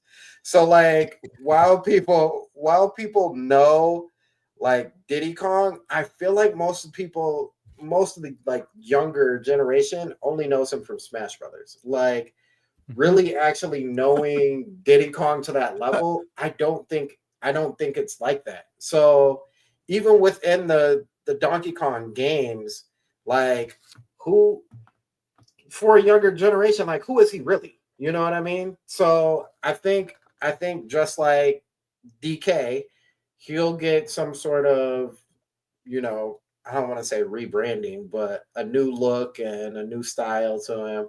He may not be as cool with that, you know, the front cap anymore. You know, he may change, but I don't think we get a Diddy Kong Racing until he shows the new version of himself, if he would. Yeah. Cool. I don't know. I think he's the more popular one, at least like you said, in our generation coming up. You know, he was in the first game, and then the next game, it belongs to him. Like to go and save Donkey Kong. Yeah, I mean, I feel like that will be a great game for a racer. I mean, even having his own platformer, if you want him to hold down the 2D aspect of things. Yeah, I would love it, but unfortunately, I don't know. I feel like if Crash can make a comeback with the racer, so can Diddy. So why not? If we're getting Garfield, might as well. I've got the pitch. The pitch is simple. They've already made a super strong DK with Bonanza. Mm-hmm. The next mainline Donkey Kong game is a God of War like, and Diddy's on your shoulder. And think about how you can issue commands to your son. Kratos can issue commands to his son with the bows and stuff. That's what you'll be doing with Diddy. You'll be the juggernaut berserker and issuing commands to Diddy to assist. Diddy. And it's going to be deeply narrative driven. Anyway, sorry. I'm literally not going to comment on this because it has nothing to do with PAX. I just want it to happen. They're going to do the question everyone's been asking: a gorilla versus 100 humans. They're going to do that. Nintendo will answer that question for us. No, you know the demo that we're going to play that I'm actually most curious about from Nintendo, besides the third party stuff, is Legend ZA, because I am not. A lot of people said when they played that demo that they weren't sold, and they were sold after they played it. Really? Yeah. I saw a video saying the bad textures didn't even matter after they played it. They never do. Well, they can if you don't. Here's the thing: for people not to care about the visuals, the gameplay just has to be that incredible. Yeah. Yeah. And Pokemon hasn't necessarily always had the most outstanding gameplay. Sorry, Pokemon fans. But I was basically completely out on this game until that Pokemon Presents showed, or was it Pokemon Presents? Whatever, that trailer that dropped with 4 players fighting against each other online. Live action battle. I'm like, okay, now you have my attention. Yeah. That has my attention because Pokemon's never done that. I know everyone thinks they're stealing it from Pal World. Go watch. Go play Pal World or go watch Pal World and then watch this. This is not the same sort of live action This is not. No, come on. Yeah. Literally, Pal World's live action comments like playing an action adventure game. That is not what this looks like. Okay, they didn't copy each other, but I understand why people think that because now Pokemon goes live action after Pal World. Yeah, but they're not doing it the way Pal World is. So probably so they can copyright claim it and make sure no one else can do it. Copy this. Pokemon Company trademark everything. Even after the lawsuit, because I've been creating a new one, so I can sue them for. What are you doing? Yes, they'll have the until was it after Pal World came out is when they copyrighted the ball throwing mechanic. I'm like, you can't. That doesn't make sense legally. You can't like go after a company retroactively. Doesn't make any sense. Anyway, I don't think they got the money to do it. I don't think that lawsuit's going well for Pokemon Company, but that all said, that's the game I'm actually most curious about because I'm not sold on it at all. I have a little bit of interest now because that 4-player stuff looked cool, but for me, the problem is, as cool as the battles are, or at least they seem to be, that was the thing I always thought was most exciting when they showed the live action battle stuff. it was like, yeah, but I'm not doing that a majority of the time I play Pokemon. Most of the time. Like I'm not, I'm catching Pokemon or I'm, talking to NPCs and questing. And it's like that part aspect that they showed to date hasn't really excited me. So the question is like, are the battles so engrossing that I just don't give a shit about it anymore? And that's what I want to find out by going hands-on, because for everyone that calls me a Nintendo shill, I ain't a Pokemon shill. Pokemon could stop existing and I would be just fine. Yeah, I'm right there with you. Nintendo wouldn't be fine. The huge seller for them. But I'm just saying that like I'm not that big into Pokemon. Even though I was when I was a kid. I loved it. And I've always said the reason I think I fell out of love with it, there's multiple reasons about how I don't think the series grew up with its audience and all this stuff.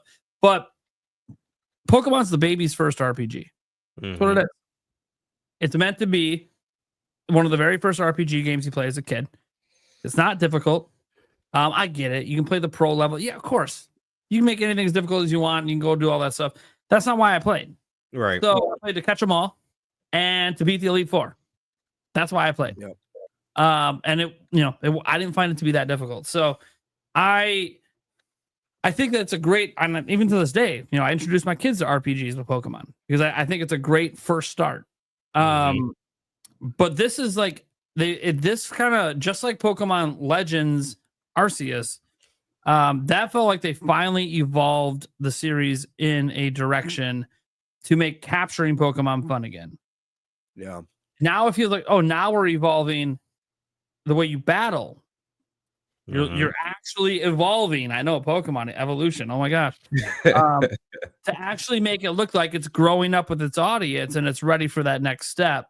And I truly think it's the third Legends game that's going to bring them together. That's going to end up being the one that's like the perfect one. But I love Legends Arceus is literally my favorite Pokemon game of all time. And it feels weird saying that because I was a Gen 1er for so long. But I made up my mind after beating. I'm like, no, start to finish, the story, the way you build out the town, the capturing, even the battles they do have, which are very traditional.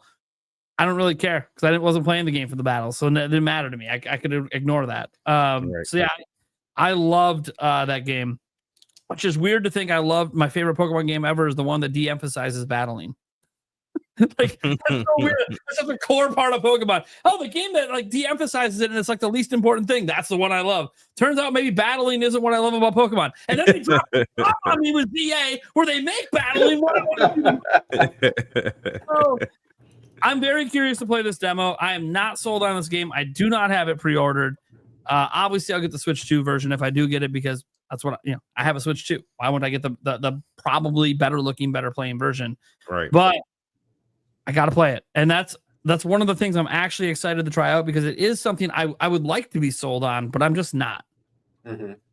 Kirby Air Riders, I'm just going to have fun. I'm already sold.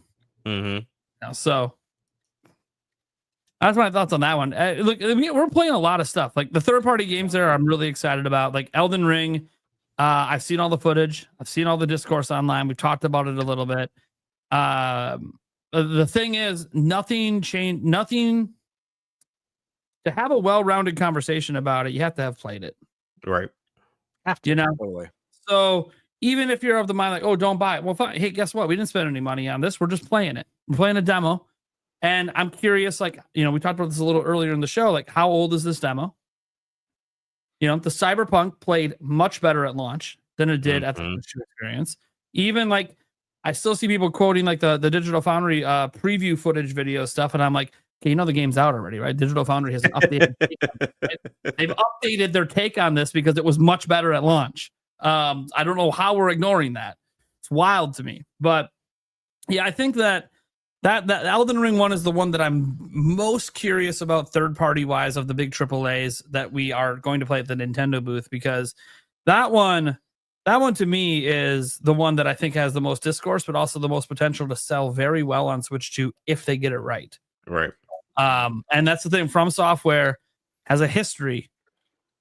All of us know this if we've played From Software games where they don't always perform like run the best at launch. Stash went on it extensively on X to point out like he had the PS5 version at launch. It didn't run well. Yeah. They patched it. I agree. And it runs fine now, but it was like That wasn't the case at launch, and people forget about that sometimes. That's one that I'm really excited that we're touching on. I'm really curious about this one because, like, I agree with Stash. I had Elden Ring at launch on the PS5. You know, there was some jank with the frame rate for sure, some performance issues, but I never found it unplayable. Right. And it got better, you know, as time went on and they patched and updated. I'm really curious how this one plays because, you know, there a lot of impressions saying it's like a nightmare. You know, it runs like garbage. Yeah. On Switch 2. I'm curious, does it actually run like garbage, or does it run kind of like how the game originally ran?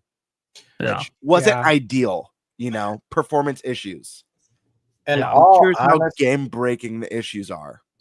In all honesty, I feel like, and I think maybe Prime, you said it.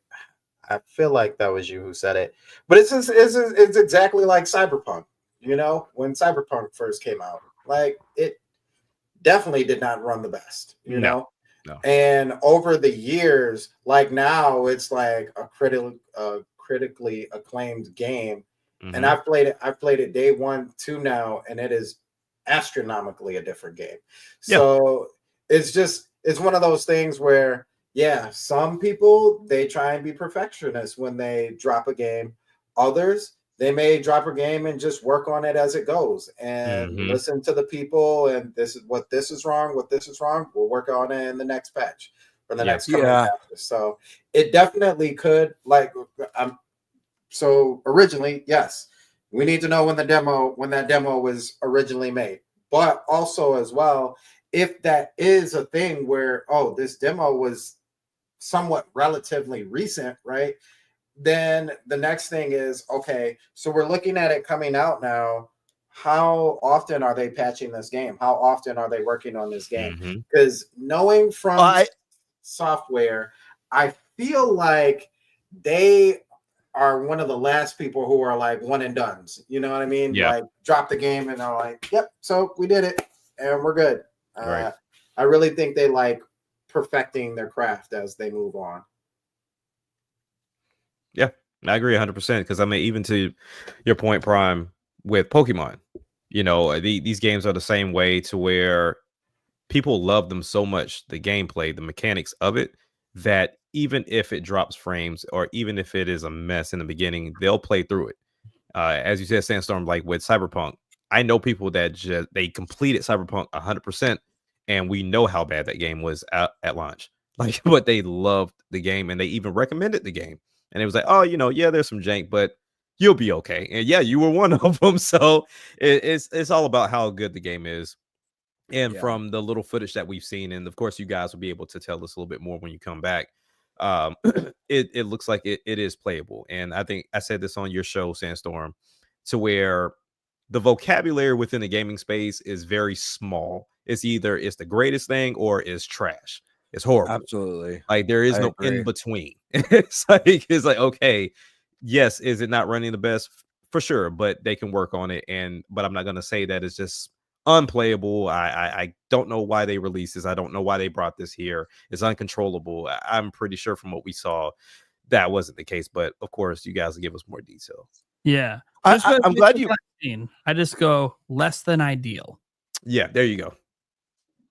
I'm glad you mentioned that, Action Jack, because even when like a game gets like a 7 out of 10, people oftentimes are like, this game's shit. Like, yep. Not getting that game is shit. Dude, do you know how many games that have been ranked 7 out of 10 that I love? Dude, I had there was a RPG on the PS1 called Legend of Dragoon. Do you guys remember that? Legend of Dragoon. Love that game. You know that game, IGN gave that game a 5? I remember. It's IGN. Yeah, that's a 5, dude. I love that game. I was young, but my point is, like, there are plenty of games that have landed on the 7 that for me are like in, you know, at least an 8 or an 8.5, maybe even a 9. Yeah. So yeah, I agree. People don't really have any of that like gray in between. Everything's so black and white. It's either great or it's dog shit. Yep. I think the interesting question here is if it is running and performing really bad, and this is a more recent build, does this game get pushed to 2026 or do they commit to the 2025? Because we don't have a release date. And I'm curious with all the negative messaging, if this is a fairly current build of the game, if FromSoft is like, maybe we let this one, we didn't say winter. We just gave a 2025. Maybe we push this one to like March or something, or April. Based on how they've always done it in the past, they just won't care. They'll just drop it. Sure. From Software has never cared if their games run well at launch. Just like it'd be different if they had never told any other game because of performance, but they never have before. So why would they suddenly do it now?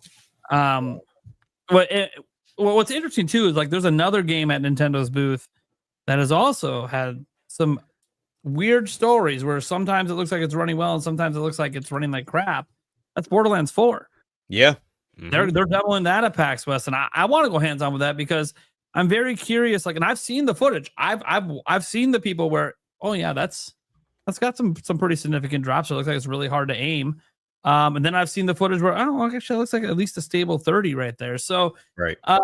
I'm very curious to go hands on and give that a try. And obviously, again, get that answer. That one has a release date. We know when that's coming, right?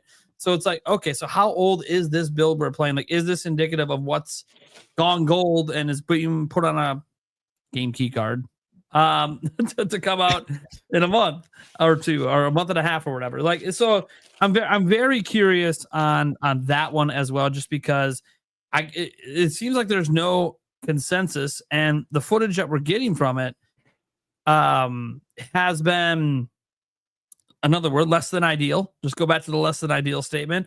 I don't think it's been covered very well. I'm actually just disappointed in general in how all these demos have been covered by pretty much all the outlets. Yeah. I don't want to name any outlets in particular that have done bad because I don't think they mean to do bad. I think what happened is E3 left and then we had COVID and all these outlets just forgot the kind of coverage gamers actually want. There you go. When you get a chance to play early, and it's like, well, it's a public demo and everyone can play. Yeah, that was the case the last few years at E3, but there was something different about people who know what they're doing versus people who don't know what they're doing. And I'm not just talking about like new people to the game. You can have someone new play the game and still show it and talk about it from that experience as a new player playing this game for the first time. Like, there's value in those opinions, but they just. It's just been really, like, the footage has even been bad. I was watching one major outlet's footage on Borderlands, and while everyone's focused on how bad the game was running, I'm looking around the game at the people. Dude, everything's like, there's like artifacting happening on the person's shoulder. What kind of footage is this at a professional outlet? How is this a representative of the game when the person in the shot isn't even looking good? Is he a video game character? What are we doing? Like, this is so bad. And honestly, this is where I got to give ThunderStash a lot of credit. He went to the Switch 2 experience. The reason I think all of his videos did so well is he legitimately outdid every major outlet with his coverage of the Switch 2 all experience. of them. Yep. Outdid all of them. The quality of the footage, kicked ass. how he explained how the games worked, and he wasn't telling you, buy this, you'll love it. However, this is how the game is. I'm telling you what it is right now, and I'm showing it in the best light I can. And yeah, I'm excited for it, or I'm tepid for it. But either way, this is really cool. I want to show this game in the best way that I can. And I think outlets forget that gamers, they're going to make up their own minds, right? It's their money. They're going to spend it how they want. What they want is as much information as possible to make a purchasing decision. They're not there just for your personal stance on, well, yeah, this game ran like shit, and that's it. That's the article. It's like, okay, get into the detail. What about it felt bad? Were you having like a really hard time aiming your gun in mouse mode? Or did it feel better? Maybe that's the difference. Is mouse mode causing the problem? And it's actually better if you use it like, why is Borderlands looking in two different videos running completely different in the same area with the same enemies? There's obviously something going on. How is this not being figured out? How are you not testing out multiple modes? If you're in mouse mode, what happens? I haven't heard anyone talk about mouse mode in the game, which it does say it supports, and if it works as seamless as it does with Metroid Prime 4, because no one tested it. No. No one bothered to grab the mouse and put it back on and see if it just smoothly go. Like, why would we not? These are the details gamers want. We want information. Right. Here's the thing. For starters, thank you, big outlets. Keep doing that bullshit. ThunderStash is going to be a million. Yeah, I couldn't believe it. He's going to be a million subscriber YouTuber over the next year just from covering gameplay demos. Like, yeah, that is very true. And I'm so frustrated by it. I'm going to be making some videos on some of these demos and showing footage and giving some of my thoughts as well, because bottom line, I'm so disappointed in what they're doing. Shit. I did this shit back in 2019. I'll do it again. This is why I started reviewing games. It's literally out of disappointment for how it's being done today. Same thing with this though. It should be a lot better. It should be like this is Michaela's first time recording. It was our first time going to an event and recording, and to hear the things I heard that were all very nice, and I appreciate it. But at the same time, I'm also like, you guys are Access Media. You guys were here a day before me. You had the place to yourselves. You probably didn't have the neon pink and red lights on the screen either. Like you probably have company cameras. You know, we're shooting from a iPhone 16 Pro Max with HDR, and I'm using a what do you call it? Not SD Express, but the mini SSD I had hooked up. So I'm doing the best I can with what I have, but it is interesting that they don't live up to what we expect. I'm perplexed about it, basically, especially when you're getting a salary for this, guys. Like, this is your job. Yeah. I'll give you another example. Right? We had the Crimson Desert listed as on by GameStop at one point for Switch 2. Could have been a mistake. Might mean nothing. Okay, so when you're playing the demo of Crimson Desert at GameStop, did none of the media think to ask some people there, hey, are you guys working on something for Nintendo with this game? And even if the response is nothing, at least put out there you asked the question and got some sort of response, even if the response is we can't talk about that right now, or we're not making any commitments at the moment. Or maybe they go, oh, we're working on it. Oh, shit, that's breaking news. Right.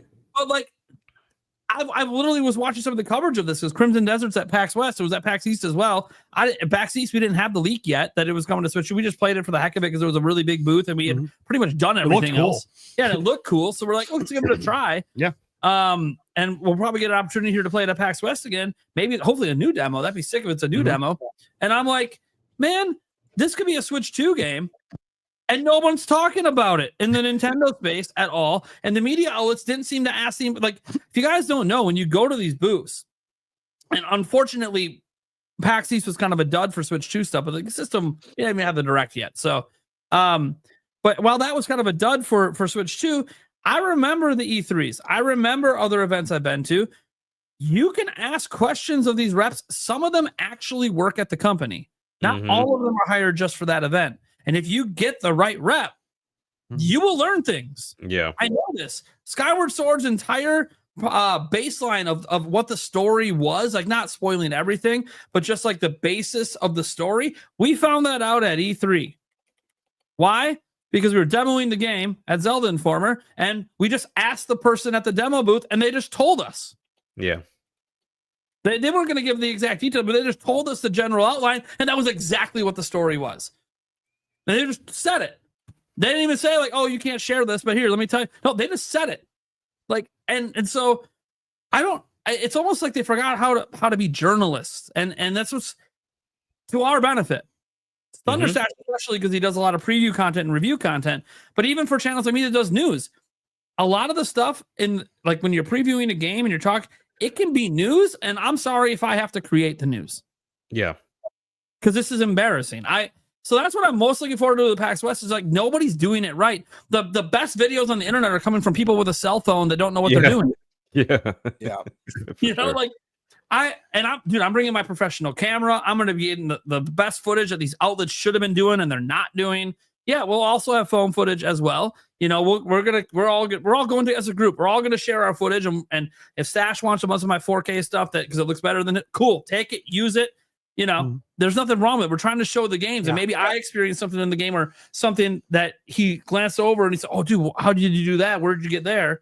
You know, well, hey, we might experience different things in the demo. So, and asking the questions, like Stash was asking all these questions at the Switch 2 experience. Now we're all together. We're going to be asking all the questions all the time, and what you know. So, and yeah, we have some behind the scenes stuff as well that we can't talk about. Of course, that happens at these events. We were very fortunate to have a few things that, you know, I'm not sure how much we can talk about till we're there. You know, they'll let us know. Well, we're technically not under NDA right now. Typically, I don't know anything. Well, right. Like, I'm looking at the private meetings I'm going to, and I'm like, well, I know what they're for, but I don't actually know what's happening in those meetings. So, right, I'm joking, obviously, but so I'm like, whatever. You know, just like God, what games were Bandai Namco bringing again? I know those are public. Yeah, so Pac-Man World, Yeah, read back to Little Nightmares 3, Switch 2, Digimon Story, Time Stranger, and I think it was something else, but yeah, they have games that there. Those, you know, at least 2 of those games. I'll look up the Digimon one, but I know 2 of those are for sure coming to Switch 2. Yep. Yeah. So it's like, hey, why are we not talking about these games and how they were? Yeah, they probably don't have Switch 2 demos, or maybe they do. I don't know. Like when you get into the booth, can you ask, hey, do you have a Switch 2 demo? That's the one I want to play. I don't know. It'd be good to know and ask questions about, even questions like, hey, do you know what inspired them to do the repack game? Like, what inspired you guys? Like, why was this the time to bring this game out? You know, ask the questions. Well, the worst that happens is you get no answer because it's just a booth that doesn't know anything. But or they might go, actually, I don't know. Let me go grab someone. That's when it gets exciting because they're usually grabbing someone who works for the company, and you're like, oh hell yeah. Yeah. Oh hell yeah. That's I want to make a quick correction. I misspoke earlier. It wasn't IGN who gave Legend of Dragoon a 5, so I don't want to throw Miss Shade. GameSpot gave it a 6.4. I was gonna say, was it GameSpot? GameSpot gave it a 6.4. Game Critic gave it a 5. And then there was another site that gave it like a 42 out of 100. It's because they couldn't time the tax right. That's why. Probably couldn't. Yeah. And thanks to Any Games Necessary, that's an actual IRL friend of mine who corrected me. We used to be roommates and went to school together. But and he mentioned in here another RPG that him and I both love from the PS2 that IGN gave a 5.5, and this is a masterpiece. But Shadow Hearts, if anyone's familiar with that series, it was rad, super steampunk and just awesome. Yeah, that was a good one. Yeah, but Prom, to your point, I think a lot of these outlets that get these opportunities and the fan base gets them to that point to where they can go to these events and actually sit down with these developers. They don't think of themselves as journalists. And I think that's kind of like a discredit to their fan base in a way, because you want to talk about games. And I think all of us just genuinely love talking about games and playing games.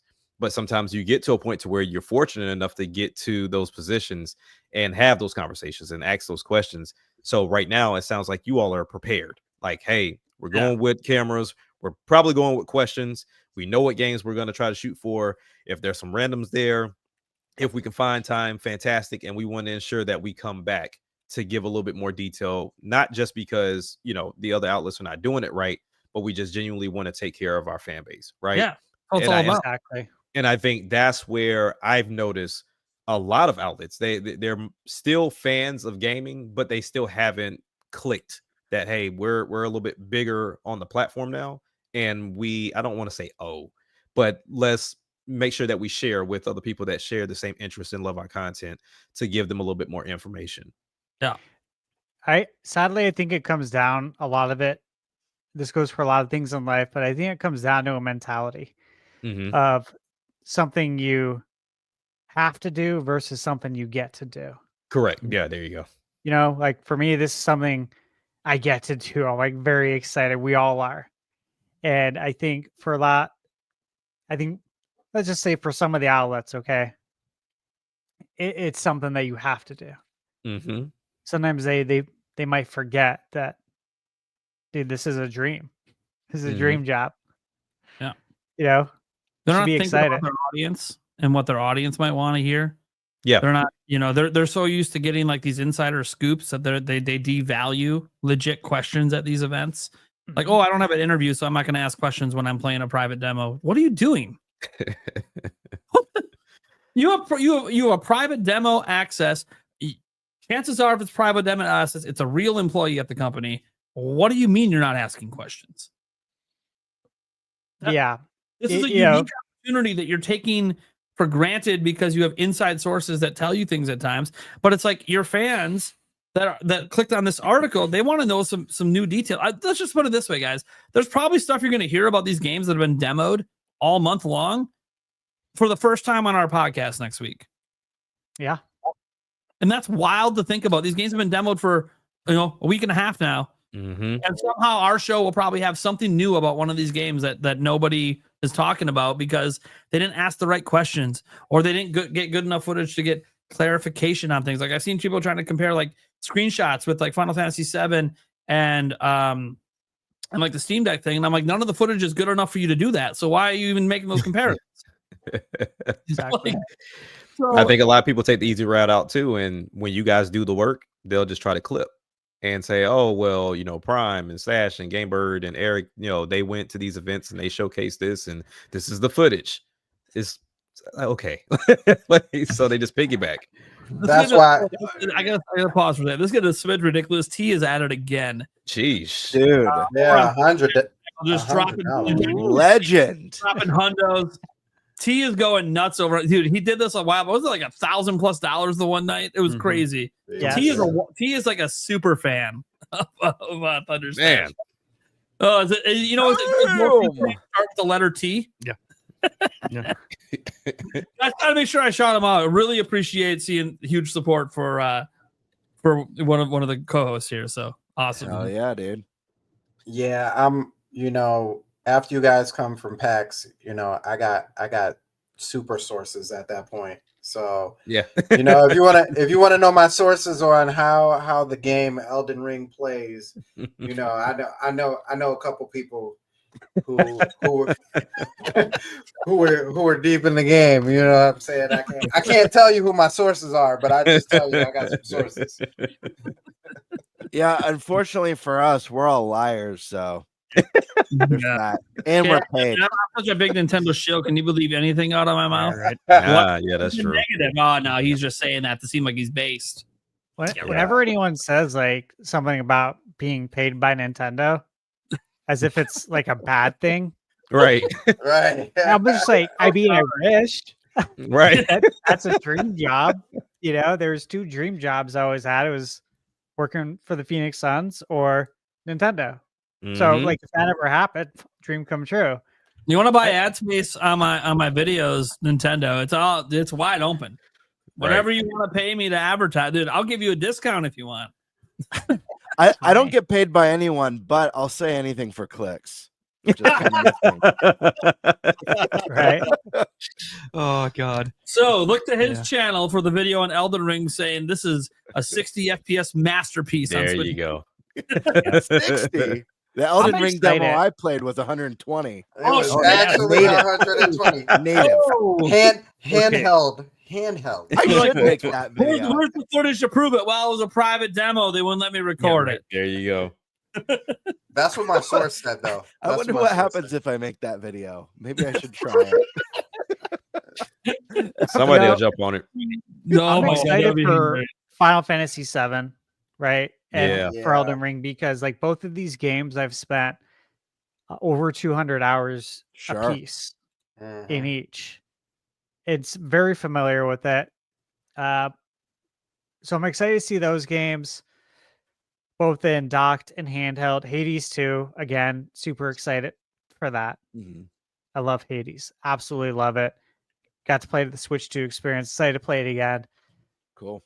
One game I will mention that I backed it on Kickstarter, and it's Alterium Shift. It's an RPG. Yep. Looks awesome. And yeah, I was surprised to see them on the list. Mm-hmm. I was like, oh, interesting, right? I did not expect that. So I'm excited to actually go talk to them and be like, hey, introduce myself and be like, I'm actually one of your first backers too. So that'll be cool. One company, Arc System Works, Mhm. they haven't listed what games are going to be there, but like my fingers are crossed for possibly Double Dragon Revive. That's coming that'd out be in pretty October. cool. Yeah. You know, like you want to promote your games that are coming out. I grew up on Double Dragon. Love it. And this is definitely different than the last one that just came out, like 2 years ago. Yeah. This is more your modern looking game. Crimson Desert, like you said, yeah, very excited for that. Look, when it was first announced, I was excited for this game. And this was a long time ago. I was looking it up. I think it was like 2018. Yeah, it's been in development a long time. Yeah, it's interesting. We're going to close the book on 3 games: Silk Song, Crimson Desert, Metroid Prime. 3 games that have been, in development for a very long time. We're going to finally close those chapters out. So I'm pretty excited about that and to play Crimson Desert. The irony in those games you brought up, probably the most popular line at the whole show is the one game I don't really care if I play it or not, and that's Silk Song. Well, especially with the release date now. Comes out next week. I'm so good. Yeah, I could rush a preview video out, sure. But it's also the same demo I played at E3. Same content. Sure, it runs better, looks prettier, has new animations. And look, if I get in with like the line super short, sure, I'll play it if I can like only have to wait like 20 minutes. But I've heard at all the places that had a demo for the game that the lines were like hours. I'm like, I'm not waiting hours to play something I've already played that comes out next week. Like, think a new demo with new content, because I will rush out a preview for that. But it's not, and I can respect it because it's from the beginning of the game, and they don't want to spoil a bunch of the game. So I'm cool with it. And look, let's just be honest. Does anyone really need preview content for Silk Song to decide if they're buying it or not? Not really. Absolutely I don't think not. so. Yeah. And like reviews are going to be dropping a few days after we get back. Yeah. You know what I mean? Hey, we get back. Or the day we get back. Yeah, it could be because outlets again. Wait, no, sorry. All the Access Media is going to get it early. Actually, I have to correct that. They actually said they are not sending out review copies to anyone. I thought they might have. Sorry. That's nice. They actually put out a statement on this because, again, big media was bitching about not getting review copies. And they're just like, hey, we think it's unfair if you get a copy before our fucking Kickstarters do. Yeah. I'm like, yeah. No I like fucking that. shit. That's pretty cool. Your backers I that have actually been like waiting that. years for this shit. Fucking A right. They should get the game the same time as the media. Fuck off. They should. I didn't hear that story. I like that a lot. They should 100%. I really like that. Because It's this a has very happened good chance. to me already. I've backed quite a few games over the last 10 years, and that has happened as well. So, Yeah, it's one thing if it's a game. I can understand if it's a game that needs the media attention to give out the reviews. Like we're going to play a game royalty free for all. It's a game we've been talking about for a while. I played it at PAX East, made by one of my friends. It's only coming up to, I think, Steam at first, but they have a Kickstarter backer goals to get it to console next year, which is awesome. They really want to get it on Switch and Switch 2, and I think they can. But the interesting part about it is when you look at the totality, they need all the media attention they can get. So they would obviously send out demo codes. They would obviously send out review codes because they need that attention. Silk Song does not need reviews to sell games. No. So they're going to prioritize the people that made the game possible in the first place. it's the right thing to do. Yeah. Period. Happy Yeah. to see that. So that's why I just wanted to make that blanket statement, because not just because every game on Kickstarter, I can understand some still prioritizing media because they need it. They don't. They know they don't. That's why they announced the release date on their own damn YouTube channel. We don't need you anymore. You know? I like that. I also think that's kind of why Nintendo's done what they're doing with the Nintendo Today app. I don't think they want to rely on big access media. And I also don't know if they trust their takes. Yeah. This might be why Silk Song just repeated the same demo from E3 2019, because they're like, hey, this is already out there, so fuck it. Yeah, Rockstar does their own thing too. By the way, I don't know what is going on with T right now. He now came over to my channel. Goodness gracious. He wants to let everyone know for $100 that we need a new Star Fox game. Jeez. That's Bro. awesome. And We're look, getting one, T. we're going streaking. What is happening right now? What is going on? That's I so don't even epic. know. People are just excited for PAX West. That's what's happening. That's what it's about. Here's a couple more. So obviously Capcom, right? We're all excited. Gamebird, you love the Onimusha series. Love it. I enjoy it. I love Resident Evil very much. Yes. Been there since the beginning, you know. I remember renting the big box at Blockbuster. The big box, big tall PlayStation box. My cousin Yep. Jim and I playing it Halloween night after we went trick-or-treating on the big screen, the big box with the surround sound. I could still vividly remember walking down that hallway. The dogs coming through the window and just scaring the shit out of us. And I'll just never forget that moment. It's just like one of those gaming moments, right? That's like part of you now. And I'll always appreciate everything Resident Evil does. I love the horror genre. Love it. Like Silent Hill last year, Silent Hill 2 remake. God, that game is good. And I have Silent Hill F pre-ordered. So super excited to see that. Sorry, correction. Silent Hilf. Oh yeah, Health. Yeah. Just wanna make sure we're- Right. Thank you. What's going on at PAX West? Like, we could probably talk for hours about all the stuff we're going to play, but we have a bonus podcast we're planning as well, where we'll probably go over some of the stuff we've already touched on. One thing I want to make sure we bring up is that, well, we're going to be playing a lot of games because like that's the primary reason to go. Games and to hang out for the first time ever in podcast history. Also, dude, I'm excited for some of the accessory stuff going on. Sure. And what we're going to find out from the accessory makers. GameSir is there. What do they got? They're a controller company. They have some other accessories. Did they come through with something good? Something good coming up for Switch 2. You know, Well, we have no third-party Joy-Cons yet. True. For Switch 2. Yeah. Are they making a set? I'd like to find out. Well, I know since we've been on here, they dropped a few videos of the GameSir X5, and that's the big thing of like Switch 2. You can fit the Switch 2 in there.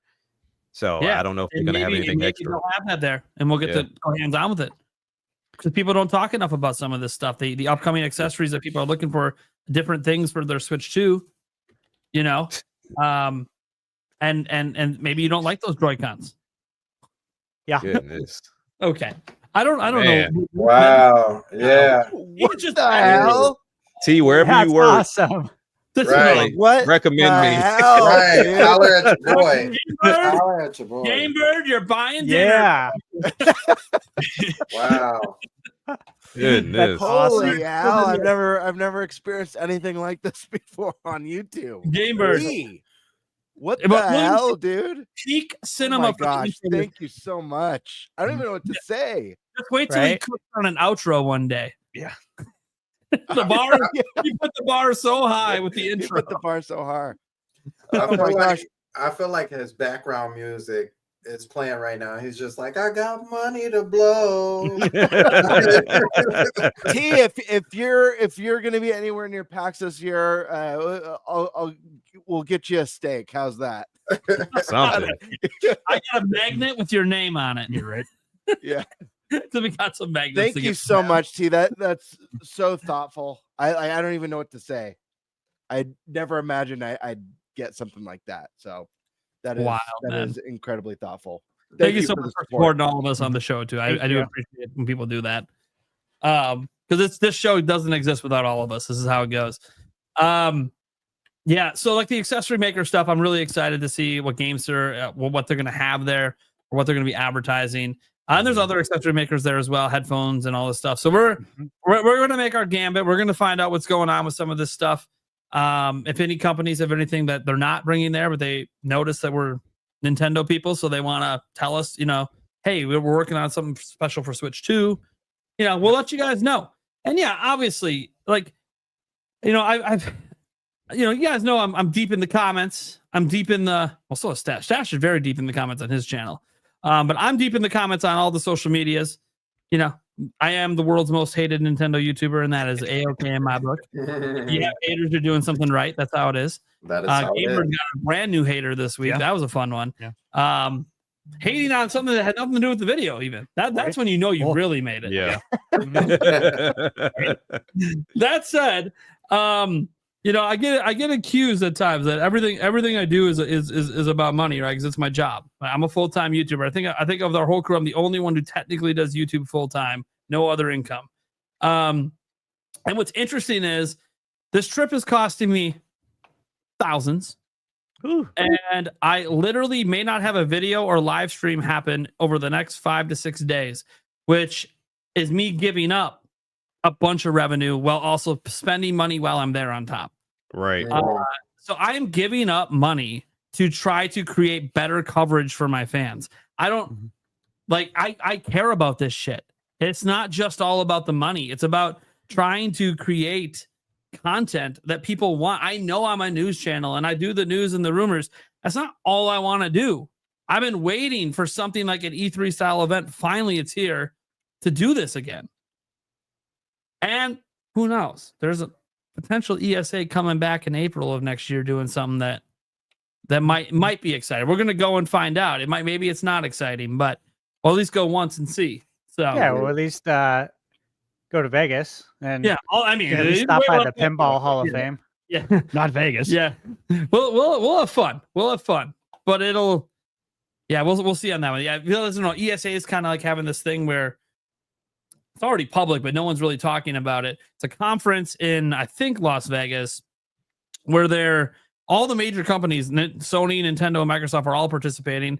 They're going to have like, obviously some panels and stuff you can go to, but potentially, it's a convention. So there could be some demos and some stuff going on. So we'll find out. We'll find out. And the ESA is putting it on. Maybe the ESA silently has rebooted E3 back to the OG when it was just media only, very small. We're wondering because if you were going to reboot it, I think it's good to change cities. Yeah. I think Vegas is a good place to have it. A lot of venues as well. If they ever expands and they need bigger venues, they lots of options in Vegas. Yeah, I'm excited, and obviously Vegas needs the business. But hey, if anyone needs to drop the prices, it's Vegas. They need to drop the prices on those drink menus. Yeah. Right. So many people have been taking pictures, of menus lately and throwing it on Twitter in response to Vegas and how they're just losing money left and right. And everyone's like, well, you need to either lower the drink prices or give the power back to the mob and let them run it. They ran it a lot better. I'm like, yes and yes. I agree with both. They did run it better. They did. They did. Yeah, it's the place to be. The Sin City for a reason, right? Yeah. I don't want want to get too morbid with what I'm about to say, but I live in California. I'm not too far. I used to be, when I was in LA, I was about 4 hours from Vegas. Now I think I'm like just under 3. I'm like 2 hours and 50 minutes from Vegas. And every time, it never fails. Every time I drive out there and you're going through kind of just like the open desert, I always wonder like how much buried is out there that just hasn't been found yet. You know what I mean? I can't help it. Just knowing that the mob that's just the ran oil Vegas for Don't so worry long. about it. It's the oil of the future. Right. Millions of years from now, that's their The oil. oil of the future. Yeah. I don't know. I always look at it, I'm like, there's got to be so many skeletons out there just waiting to rise. There's a reason that Breaking Bad was cooking meth in the middle of the desert. No one knows what's going on over there. Nobody goes up. No one knows what the fuck's happening. Hey, you know what? I got a few things on the list for PAX I haven't even talked to you guys about. I'm just gonna rapid them real quick, so you can kind of get where I'm at. So obviously there's the 2K's booth. And on the website, it says there's other things from 2K there, Mhm. but it doesn't say what. So I'm curious if NBA will be there, given the fact that early access starts tomorrow, or actually in 24 minutes. Unless you're on And Yeah, yeah, let's Switch go to 2 is on the Switch. 5th. Switch 2's But getting bombed. So I wonder about that. Limited Run is there and Atari's there. I want to see if the He-Man game is there. I have a feeling it's going to be. Yeah. I'm excited for that. Yeah. Yeah. Dude, I love He-Man. beat 'em ups, and it's molded after Golden Axe. That's what Josh was saying, that the owner of Limited Run, that was the point. Another thing from Limited Run that I really wish I would have got, I'm not on the list, right? Like, I'm not in the know when it comes to that. But it's Doom on Super Nintendo, running on the Super FX3 chip that they created. That is extremely interesting to me as like a retro gamer, right? And I have it pre-ordered. I was actually one of the people who got one of the 666, which I don't like that number. However, Doom, Doom, the story of it, right? Obviously, like you're going into hell and you're killing the devil, which I can get behind. Yeah, right. But yeah, I don't like that number. However, I did get one of them, and yeah, that was all they limited to, and the Rumble controller. Sure. For Super Nintendo. So I'm like, this is really interesting to me. So I would love to maybe be able to talk to someone there and be like, hey, can I like test this on my channel? I know a lot of people have got it to test. And to me, this is like extremely interesting. I rented Doom plenty of times on SNES back in the day. So that would be cool. But like we have the third parties too, like or not the third parties, but the accessory companies like Genki's there. I am 8-bit. I want to stop there. Obviously, Game Bird, I know I you want to do. stop there really bad too. Yep. Yeah. Mave Chocolate. I want to stop there. I love chocolate. But hey, NIS America is going to be there. And I've been following EZX Proud Nordics. Yeah. Since the Switch 2 is announced, I knew it had that July 31st release date in Japan. And obviously there was some added content, but I thought to myself, it's probably not going to take too long to translate that added content, which is why it came out so much later in the US. And of course, it went up for pre-order like 2 days ago. So things are moving with that. Makes me think, I wonder if it would be there. I mean, you could literally play the Japanese version right now and Switch 2. Yeah. The full version. So it's like, if you want to demo something, have that there. And it doesn't say what games they're going to have. And Ease is going to run at 120 frames per second. Yeah. Those games are a Which is lot of cool. fun too. I've only played 2 East games, East Origins, which is like your top-down dungeon crawler. Tons of fun. 2 characters to choose from. Such a fun game. And then East 8, which almost feels like, obviously it's an RPG, but it feels a little bit like a Zelda, but also like a Metroidvania, where there's like, areas you can't get to until you unlock a certain item that lets you, scale walls and stuff like that. So those are really fun games. Did you guys ever watch any of the Mega 64 videos back in the day? Oh yeah, 100%. I used to love those. Yeah, they're there. They have a booth. I'm like, interesting. Those are a couple guys I'd actually like to say hi to, because I do all the skit stuff, and I remember, I used to watch. They're funny. Their stuff all the time. I did too. I thought it was great. The office of the Washington Secretary of State has a booth there, so I'm interested in stopping by there and seeing if they have any games to play. I don't know what they would have. Maybe some training modules or something. Sure. But I mean, I'm still interested in it, I feel like we're going to have American history. Really great variety of stuff between the appointments that we already have. And like, I think all of our varied interests, like we have a lot of the same interests, but we all have a lot of like, different niche things that we love. So I don't know. I think the mix event's going to be sick. So we're going to Oh, an yeah. event on Mix is gonna Friday be night. awesome. It's called the Mix, and we're getting in an hour early with our what media or creator passes, whatever. Oh yeah, yeah, yeah. Mhm. Yeah, You could and so really yeah, they're gonna have like over 80 indie games there, better for that one. and some of the highlights: Toxic Crusaders, Bubsy 4D. Which look, Wow. Yeah, Bubsy 4D. I want to play. I know Bubsy gets like A lot of hate. it Yeah. gets, I think it gets a lot of hate too, though, from the younger kids today. Like they go Sure. back and play it, and they're like, "This game sucks." It's like, I mean, it doesn't. It was fun back in the day, Yeah, it doesn't hold up to today's standards at Yeah. all. No. and it's hard. Yeah, it's hard. That's how games were back in the day.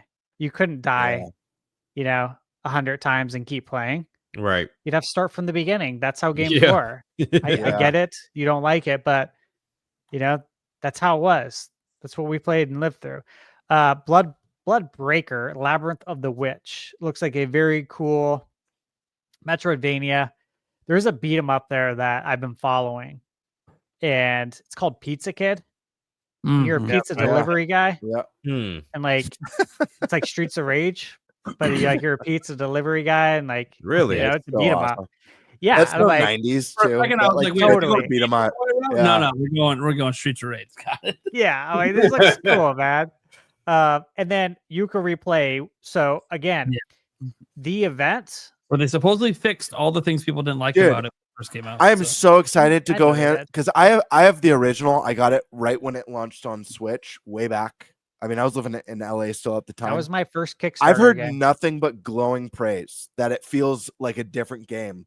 Because Yeah. one of the Yeah, things it is. that was a big gripe for me, I didn't end up finishing it. And guys, you know how much I love Banjo Kazooie. Yeah. So like Mhm. this was huge up there. The world felt so empty to me. And I've heard there's stuff to do around every corner now. Like They it's have a just map packed now with too, content. like Yeah. with Yeah. everything you need to do, like modern games Yeah. have. It feels like they So I'm finally excited. took it and made it what people wanted it to be originally. That's what I'm Yeah. excited about. Well, Yeah. with Yuka, so Friday at 9 a.m. Pacific time is when they're making the announcement Yeah. for the release date. And then we'll get to play it that night.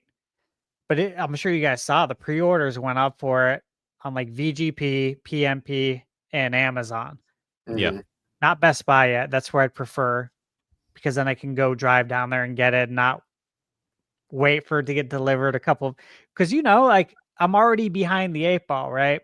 I'm already starting the race late against the big media websites. They get it early. Right. Mhm.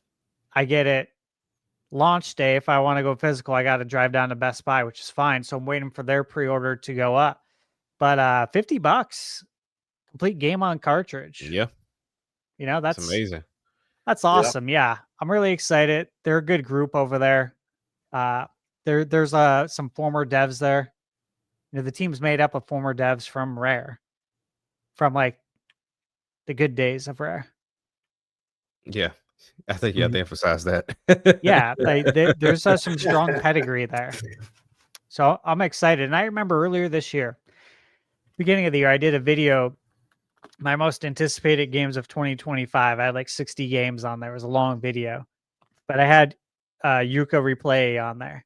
And like I cut the video up into shorts and posted like one short a day with each video. I got so many hate comments from people Jeez. about Yuka Replay and how you have no idea what you're talking about. Like, bro, I kickstarted it. What are you talking about? I know exactly what I bought into. But all these people say, "Oh, this game's going to be total trash," and it was wasn't weird. trash. I would not call it trash. No, It was weird. It wasn't trash. No, it just Yeah, it just wasn't Well- as good as we hoped it would be. But it was Yeah. still. They it's like they had the bones. They just Yeah. weren't. yeah. The meat wasn't all there yet. Well, the people I ended up talking to that were saying these things, we ended up having a conversation, and nobody played it. Gotta They were love just it. regurgitating The headlines. shocking revelation. Yeah, and I'm just like, why are you coming at me so hard? You haven't even played the game, bro. This is insane. Like, I don't know. Got it. However, I can see that Yuka Replay is going to. I can. You guys can see it, right? This game's gonna do well. I can. Yes. I can see it. I can feel it. Yeah. So I'm excited. I almost want to go back and be like, so, what do you think now? Trash. Yeah. Trash. They're selling it to you twice. Trash. So there's a ton of games there to play, though. There's things that we don't even know about. Yeah. And then I got the NBA Jam tourney on Monday. yeah, at you're doing the 2:30. tournament. Right. I forgot you didn't- Nice. Yeah, I'll be there cheering you Oh, yeah. on. Thanks, man. Yeah, Yep. I'm ready. I Yeah, got we the have jersey in another the bag. trophy Monday. I wonder right. why. We got to cheer on Stash. That's Right. why. I'm excited. I hope someone brings it. I really do. I really do. I genuinely do. Actually be good. I don't want to just wipe the floor. I mean, I'll do it, but I'd like a challenge. Yeah, I really want one. So it'll be interesting. Stash, have you been practicing at all? You've got the cabinet, don't you, with Jam on it? Yeah, I You're have the gonna- arcade, but Did you warm up at all? Tournament's probably not on the arcade though. the tournament's on SNES. Yeah. And the last tournament I played in was on SNES. That was the one where I won by an average of, I think, 42 points. Wow. Yeah. Yeah, wait. Hot damn. This is gonna be awesome. Jeez. I And can't the guy wait. I beat had I'm won gonna- 2 years in a row and was like the reigning champ, and was supposed to annihilate everyone. I didn't even know this. I actually walked in. I didn't even know they were having a Jam tournament. I That's wild. told Michaela, I'm like, oh yeah, I got to do this. I mean, anytime there's a Jam tournament, I got to play. How much trash do you talk when you play? 0. Oh man, It's like- I it's would. like real Wow, that makes it basketball. worse. It's like Yeah. That's why they basketball call him. in real life. I don't say anything.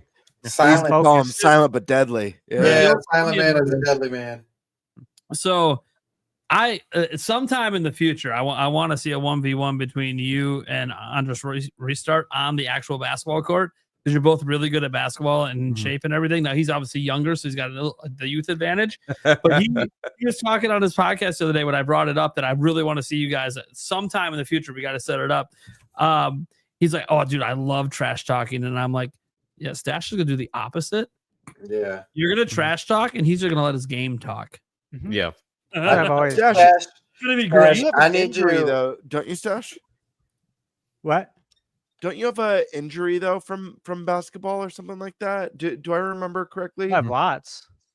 Yeah. I have lots. I shredded my. It's never just Achilles. one. It's That's never what it just- was. The Achilles. Achilles tendon, meniscus in both knees, fractured my ankle, my right ankle, and tore all my ligaments. Literally, they said all, and Fun then stuff. separated my AC joint 3 times. Your shoulder, but nothing's grounded me. And yeah, look, man, I've said this a million times. Michaela's seen it. Anyone who knows me, they know.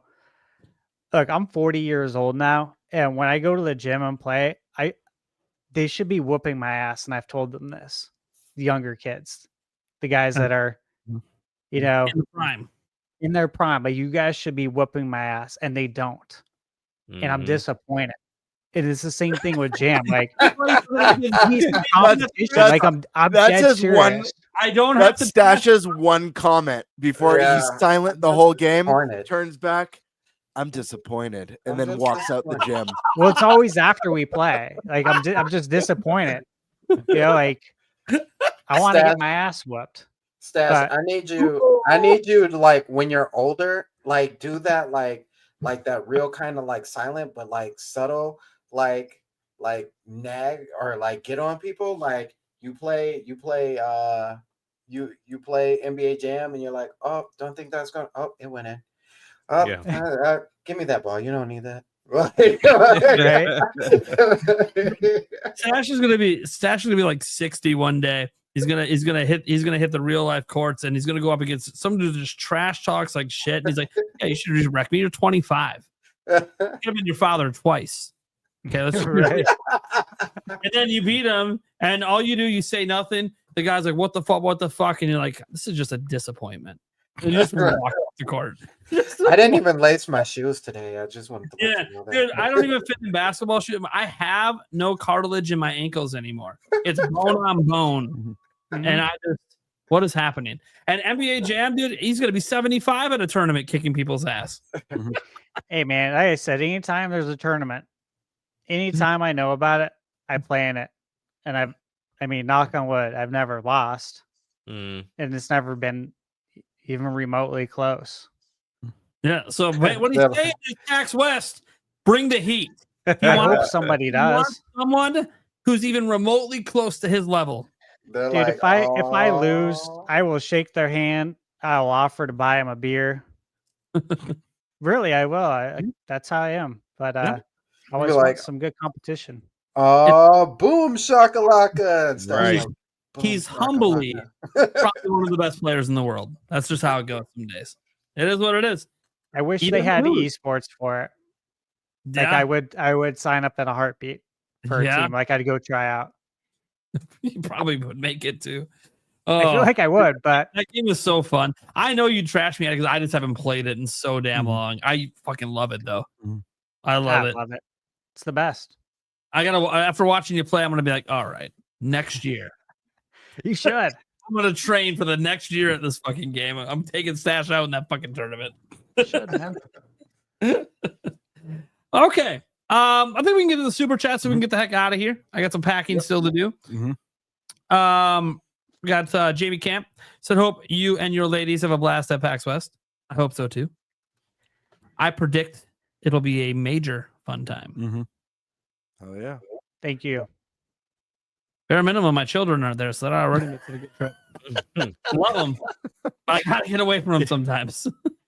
I work from home, so I literally don't get away from them. Matt became a member. Thank you so much, Matt. Go to 10, randomly dropping the fiver, no message. Oh yeah. Demonic Brawler coming in. Bring back NFL Blitz, NBA Jam, of course, and NHL hits. Exactly. We're talking about new games, by the way, guys, not the classics. Those are there. They can stay there. Some new ones. And I swear, if one more person brings up that new basketball game and tries to convince me it's like bringing back Jam. No. Yeah, NBA Bounce. It's No. dude. It's NBA Bounce Game the fuck Mill. out of my house. It's Game Mill, okay? This isn't Midway. It's not Acclaim porting it. This is Game Mill. It's a mill that shits out bad games. Like we're we just know what happy to Game see Mill him. is, right? Yeah. Everyone's familiar with their game, right? Yeah. Now look, maybe I just want to say this, okay? Because I don't like talk bad about developers like that.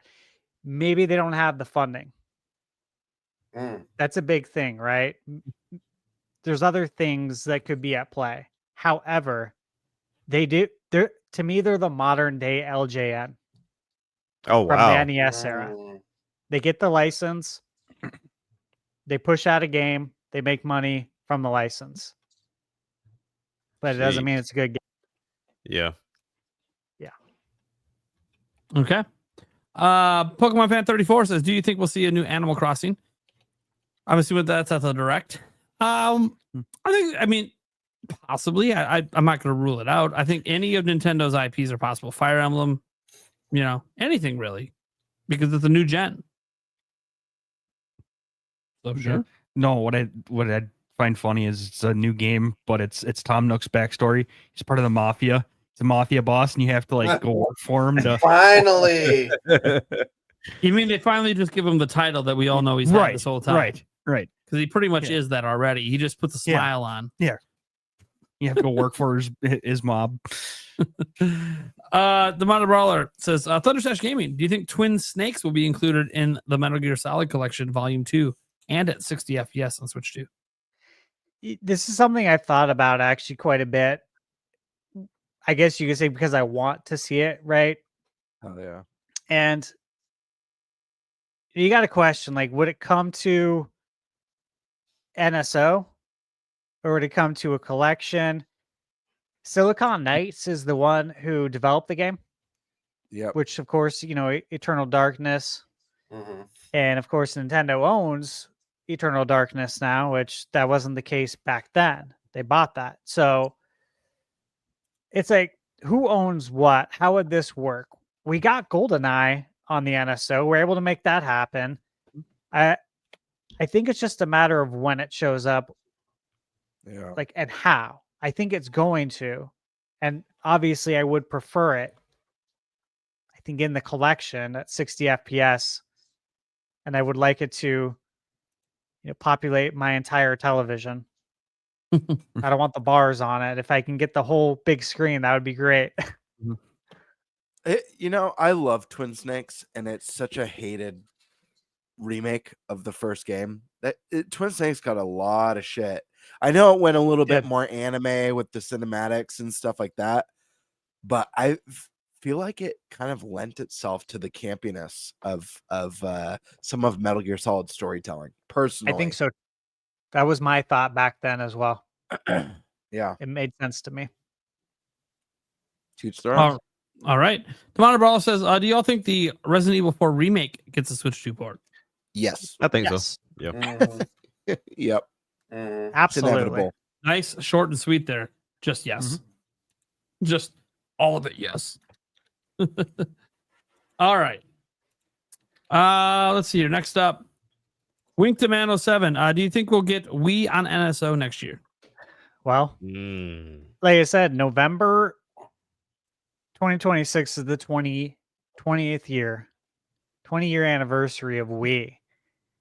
And man, that would be a good time to do it.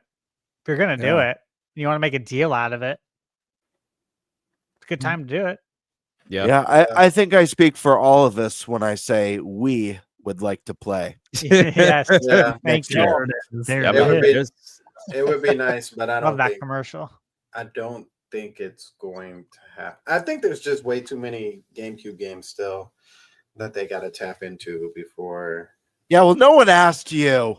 Yeah, I was about to be on the negative side too. I'll take that.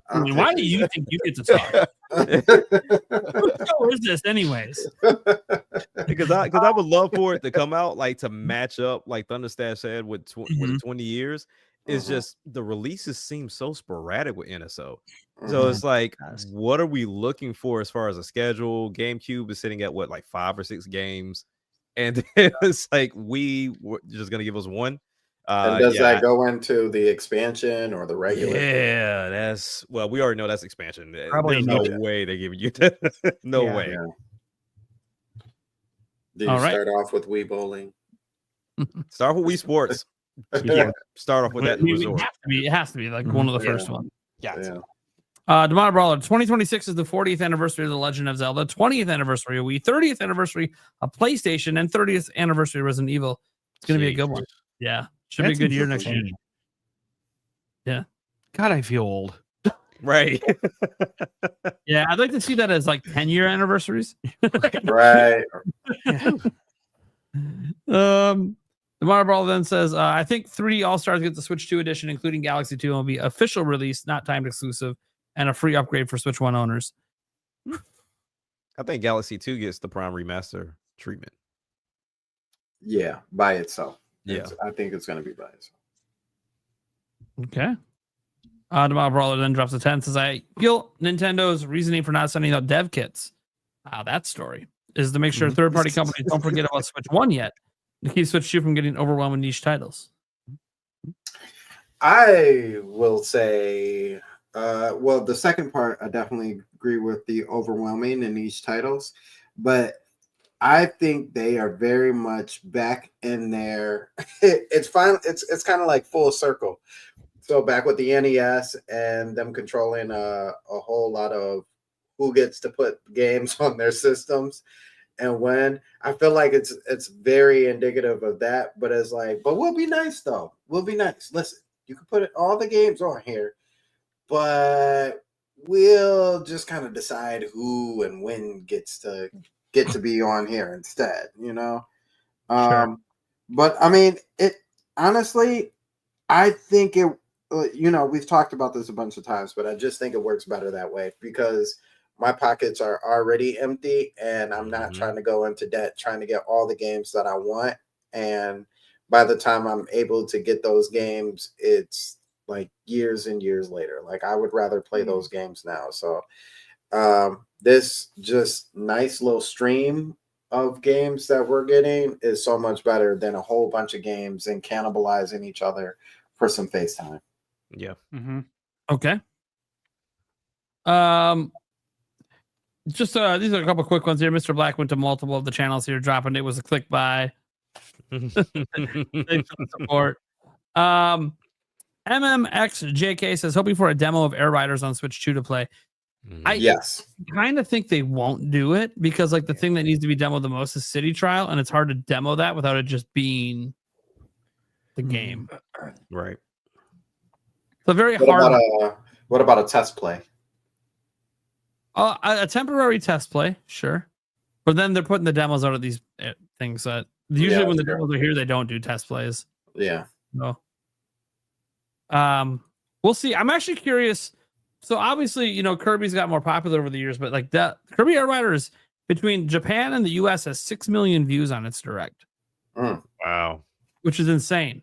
So like I'm actually starting to wonder, like, was this a smarter idea than we thought to line it up for Black Friday week? Because maybe they just had that belief in not just that Kirby's grown because of Forgotten Land, but also Sakurai has grown in popularity and a Sakurai made game. You know, much bigger deal now than back when he did the Kid Icarus stuff. So we'll see. T also went in. We were getting the T marathon. He started off low, and I was like, "Oh, cool." He's just doing a little support tonight for Stash. And then he comes in with the 50, of course, and we already went over the hundreds and the 200s and all of that. Mr. Black says, "Ayo, been watching." I said, "Me likely." There we go. Steak 1024. Here's towards a drink for karaoke at PAX. Looking forward to vlogging coverage. My God, do I hope $5 even covers half of a beer. We're in Seattle. I'm suspecting $20 beers. We'll see. We'll see. I don't actually know what it's like to drink at the bars in Seattle. Based on my experience in Boston, look, I'm going to spend quite a bit of money that night because I want to have a good time. And unfortunately for me, I'm a tank. So sucks. But it'll be fun. It'll be worth it. It's only worth it, by the way, to spend that kind of money so I can get there because I'm with all my people. My people. I'm with my peeps. Hey. I don't get to be with my peeps. I was telling Yulia this earlier today that I kind of feel like ThunderStash and Gamebird are like the friends in high school I never had that would have completed my circle with Eric. And I always wonder what would have happened if we grew up in our 20s together. You know, like, I don't know. But for one night only, I'm going to try to find out. Yeah. I'm down. It's drinking time, boys. Ladies there. I know mine likes to have a good time. We'll see what the other ones are like. I have no idea. But for one night only, I just have to find out because I didn't get this. It was just me by myself. I wonder why Silksong isn't advertised on the eShop. Does it need to be? No, not really. Yeah, they don't have pre-orders up. That's why they just don't have pre-orders up. The pre-order for 2K is not even up. And it's coming I out was going to say the next same week. thing. It's so weird. Doing weird It is things. weird. Launch day. That's when. I know. So stupid. I just have to shout it out again because it is about the podcast. The $200 for the Peak Cinema intro. It is what it is. That's wild, dude. I Right? can't even believe that. That is so wild. MMXJK comes in as a safe trip. Y'all looking forward to Stash's videos from PAX. Not mine? Shit. I'm just Stash will probably be better. But mine will be all right. I promise. Mine will be all right. I'm looking forward to all Prime's and Stash's videos, and I'm looking forward to making my one, maybe two videos. No, this time I'm gonna have a lot of content to make. It's gonna be fun. I'm looking forward to the vlog he's supposedly putting together because there's gonna be things I forget about on the trip that'll just be in the vlog, and I'll be like, oh shit. The cool thing about the vlog is I've never done anything like this before. I don't really do social media. Like I have an Instagram, but I don't post stories. I don't like do the hey guys, it's me, just hanging out on Saturday. So this is all new territory. Everything I do is like carefully thought out. So this is gonna be fun. It's gonna be kind of an experiment. And I think just based off of how much we're doing both inside PAX and outside of PAX, it's probably going to make for a fun video. And if I make it to where it's not too long and it's just kind of action packed with all the drunken shenanigans, it's going to be a good one. Especially if we get karaoke in there, man. Yeah, karaoke bar potentially on Saturday night. And by the way, Epic Games is providing the 21 plus beverages at the Mix the night before, so it's like a pregame before the big game. Yep. I mean, I'm excited. I am too. I appreciate that. Like I know I got all the game stuff to do and it's gonna be fun, but like it's gonna be nice just because I don't get to ever like I have kids, I have a life. Dude, I didn't even get to go out for my birthday. Like nothing. Yeah. Like I didn't do anything. Nor did my fiance. Well, she couldn't either. She was on like this medicine that she couldn't drink at the time. So yeah. We'll see what happens. Wild time. It'll be fun. Just, I'm a little scared. No, I'm not scared of what's going to end up in the vlog. I'm like, if someone out of control, no, I won't be that out of control. I'll get the rest of the second. No, I will get the best and worst moments. If there's a bar fight, that'll be in the vlog for 100%. Yeah, dude, you know what? Especially we advertise me so fans can come. If a hater wants to come and get in my face, you're gonna see, like, if there's a bump and they hit the hernia, you're gonna see in the vlog Stash putting some dude through the fucking ground. No, for trying to hurt me. I told you. I don't know why. I literally visualize Stash in a bar fight. I don't know why. There has to be a pool table for this to play out, but I've literally visualized this as I'm thinking about the vlog for whatever reason of him grabbing the stick, snapping it on his knee, doing the pass to me and Nate. We both catch it, boom, boom, and then Stash breaking a bar stool on the guy's back. I don't know why. That's just what I visualize. I don't know. I feel like Stash with his stash goes the old English boxer, right? But he's so masterful at it. He never gets hit. It's just like a real quick it's all slow motion for him. It's all slow motion. I'll probably tell you guys some stories in person. Yeah. That I've never. Honest part I is can never share online. Yeah. That's what I'm. You got to do the Swayze throat, the Patrick Swayze throat move. Freaking, you know what I'm talking about? I told Nate that if anybody hit the hernia, it's going to be a freaking like the movie Airplane, the line where the lady goes crazy and they're all just like, calm down. Yeah, snap out. Yeah. I love that movie. Yeah, great. You got that air traffic controller today. Was a bad day to quit drinking. You guys think I'm crazy even mentioning it. It happened at PAX East. So, and I'm like, if it happens at PAX West, and it was just one person, but it's like I legitimately have a medical thing. Like you could put me in the hospital if you're fucking with me. So that's the thing. I got a crew this time. You fuck with me, dude. My fiance might put her heel through your forehead.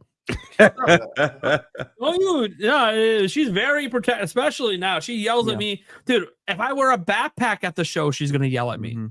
That's how protective she is of me not hurting myself. Don't even put on the fucking backpack. No, which I don't blame her. I'm getting close to surgery time. I don't blame her. We don't want to fuck this shit up. So no. Don't you love your women? I mean, they should have your back like that. It's awesome to have a woman. I'm sure Michaela would have Stash's back, no problem. If Stash fucking got it clocked upside the head and lost his balance, Michaela fucking beyond that motherfucker. Beating it. That's what you do. It's your spouse. You protect each other. I've told Michaela so many times because she hasn't seen. Thankfully, like that. This has never happened, but it's came close a couple of times with people when we've been out. Obviously, I don't go out very much, and the people were belligerent. But I'm like, you gotta remember, and I've coached her on this. I'm sure all of you guys have done the same with your ladies. Whatever you do, do not hold me back. Put me at a disadvantage. Whatever you do, I see it happen way too many times.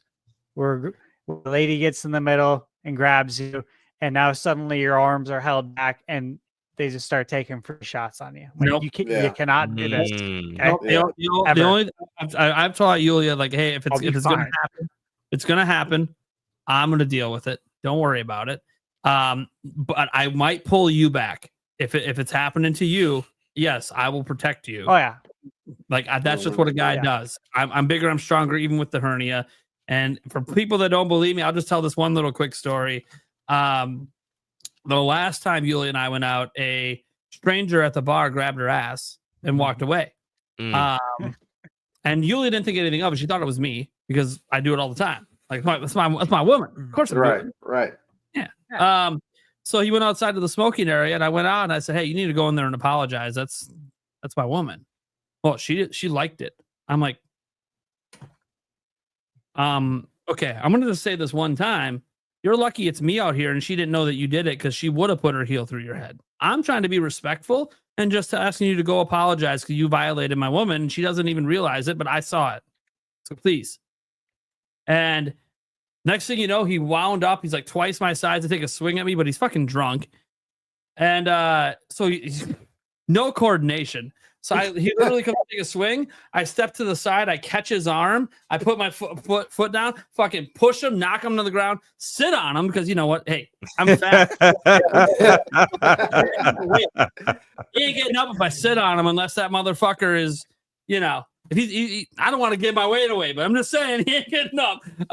So I sat on him, and then I used my elbow to push his neck into the ground, and I said, "Are we done now? Are we done? Don't even bother going in to apologize now." And then I walked away. And so I was like, look, just because I have the hernia, don't mean I can't kick some ass. It's just, I don't want to. I don't want to, you know? It's like, all I asked you to do is be respectful and apologize. So like, yeah, you know, it's one of those things. I don't get in bar fights. I don't like bar fights. I know people are belligerent and drunk, but if you do something to my woman, that's kind of like what you're supposed to do as a man. Yeah. Absolutely. Exactly. Oh, sorry, I didn't mean to hide that one. Michael Lorenz said, so I didn't actually read that one off. Let me catch you here. Hope you guys have fun at PAX West. Hope you all create unforgettable memories on the strip. Unlike Prime's memory of the ending of Ocarina of Time, you bastard. That being said, I think the memories will be unforgettable. Oh, yeah. And yeah, I am like Sash was talking about. I'm looking forward to like just hanging out and the stories that we can tell each other that we'd never do on camera or something. Like I don't mind that little story I told. That's nothing. But there's other stories that I definitely would never want out there in a public way. So yeah, I'm looking forward to that. That's just basically just friends hanging out, shooting the shit, and hearing about each other's life experiences. And by the way, we've had some of these stories come up every once in a while in the post show. So you know, there are things at times. Let's see here. Vanny says, this is probably the last live stream of the month for me. Don't forget to announce the top primary. He's just tooting his own horn. He's the #1 super chatter on my channel for the month of August. Congratulations, Venny. Thank you so much. I do appreciate the support. But also, see, what if we have that bonus podcast and someone walks in and drops a couple 500s? You're awful presumptuous over that. I'm just kidding. Nah, he's the top primer. Thank you so much. I can't believe you super chatted to toot your own horn. The kind of guy he is. Warren Bowman's DC channel. If every negative hater comment lost them $1, I wonder if they would still continue to do it. No need to keep losing money. Sure. And friend of the channel and the podcast, Attack the Backlog, coming in. Oh yeah. Getting ready for work, but just to say, have an awesome time at PAX, guys. Nice. We will. Thanks, man. Oh yeah. And then Hugh Jingle, I love his name. Fun story on this on a stream. I thought that it's supposed to be huge antlers is what it's supposed to be. But I was reading it like huge junk, like huge ball sack. And I said that on the stream and he's like, I like that better. That's how I've always read it. Yeah, I know, but it's not. I didn't know it was that. Yeah. It's like one of those things that, okay, this is inappropriate, but it's funny and I'm never going to recognize it. Then on one live stream, I'm like, nah, I got to say it out loud because I have to know. That's not what he meant. Anyways, first you shenan and then you shenanigan. There you go. Yeah, there you go. There you go. All right. That's going to do it for our show tonight. Let's go around the room. Let people know who we are, what we have going on our respective channels and or whatever the fuck we do with our lives. Yeah. you can find me here and the Clips channel and then PAX West. And a future crazy vlog on Gamers channel. Yeah, right. Watch Eric be the Hell crazy. yeah. He'll Right. be I know, dude. sober as shit, but he gets overtired, and dude, next thing you know, there's like a joke that should not ever be said publicly, and he says it.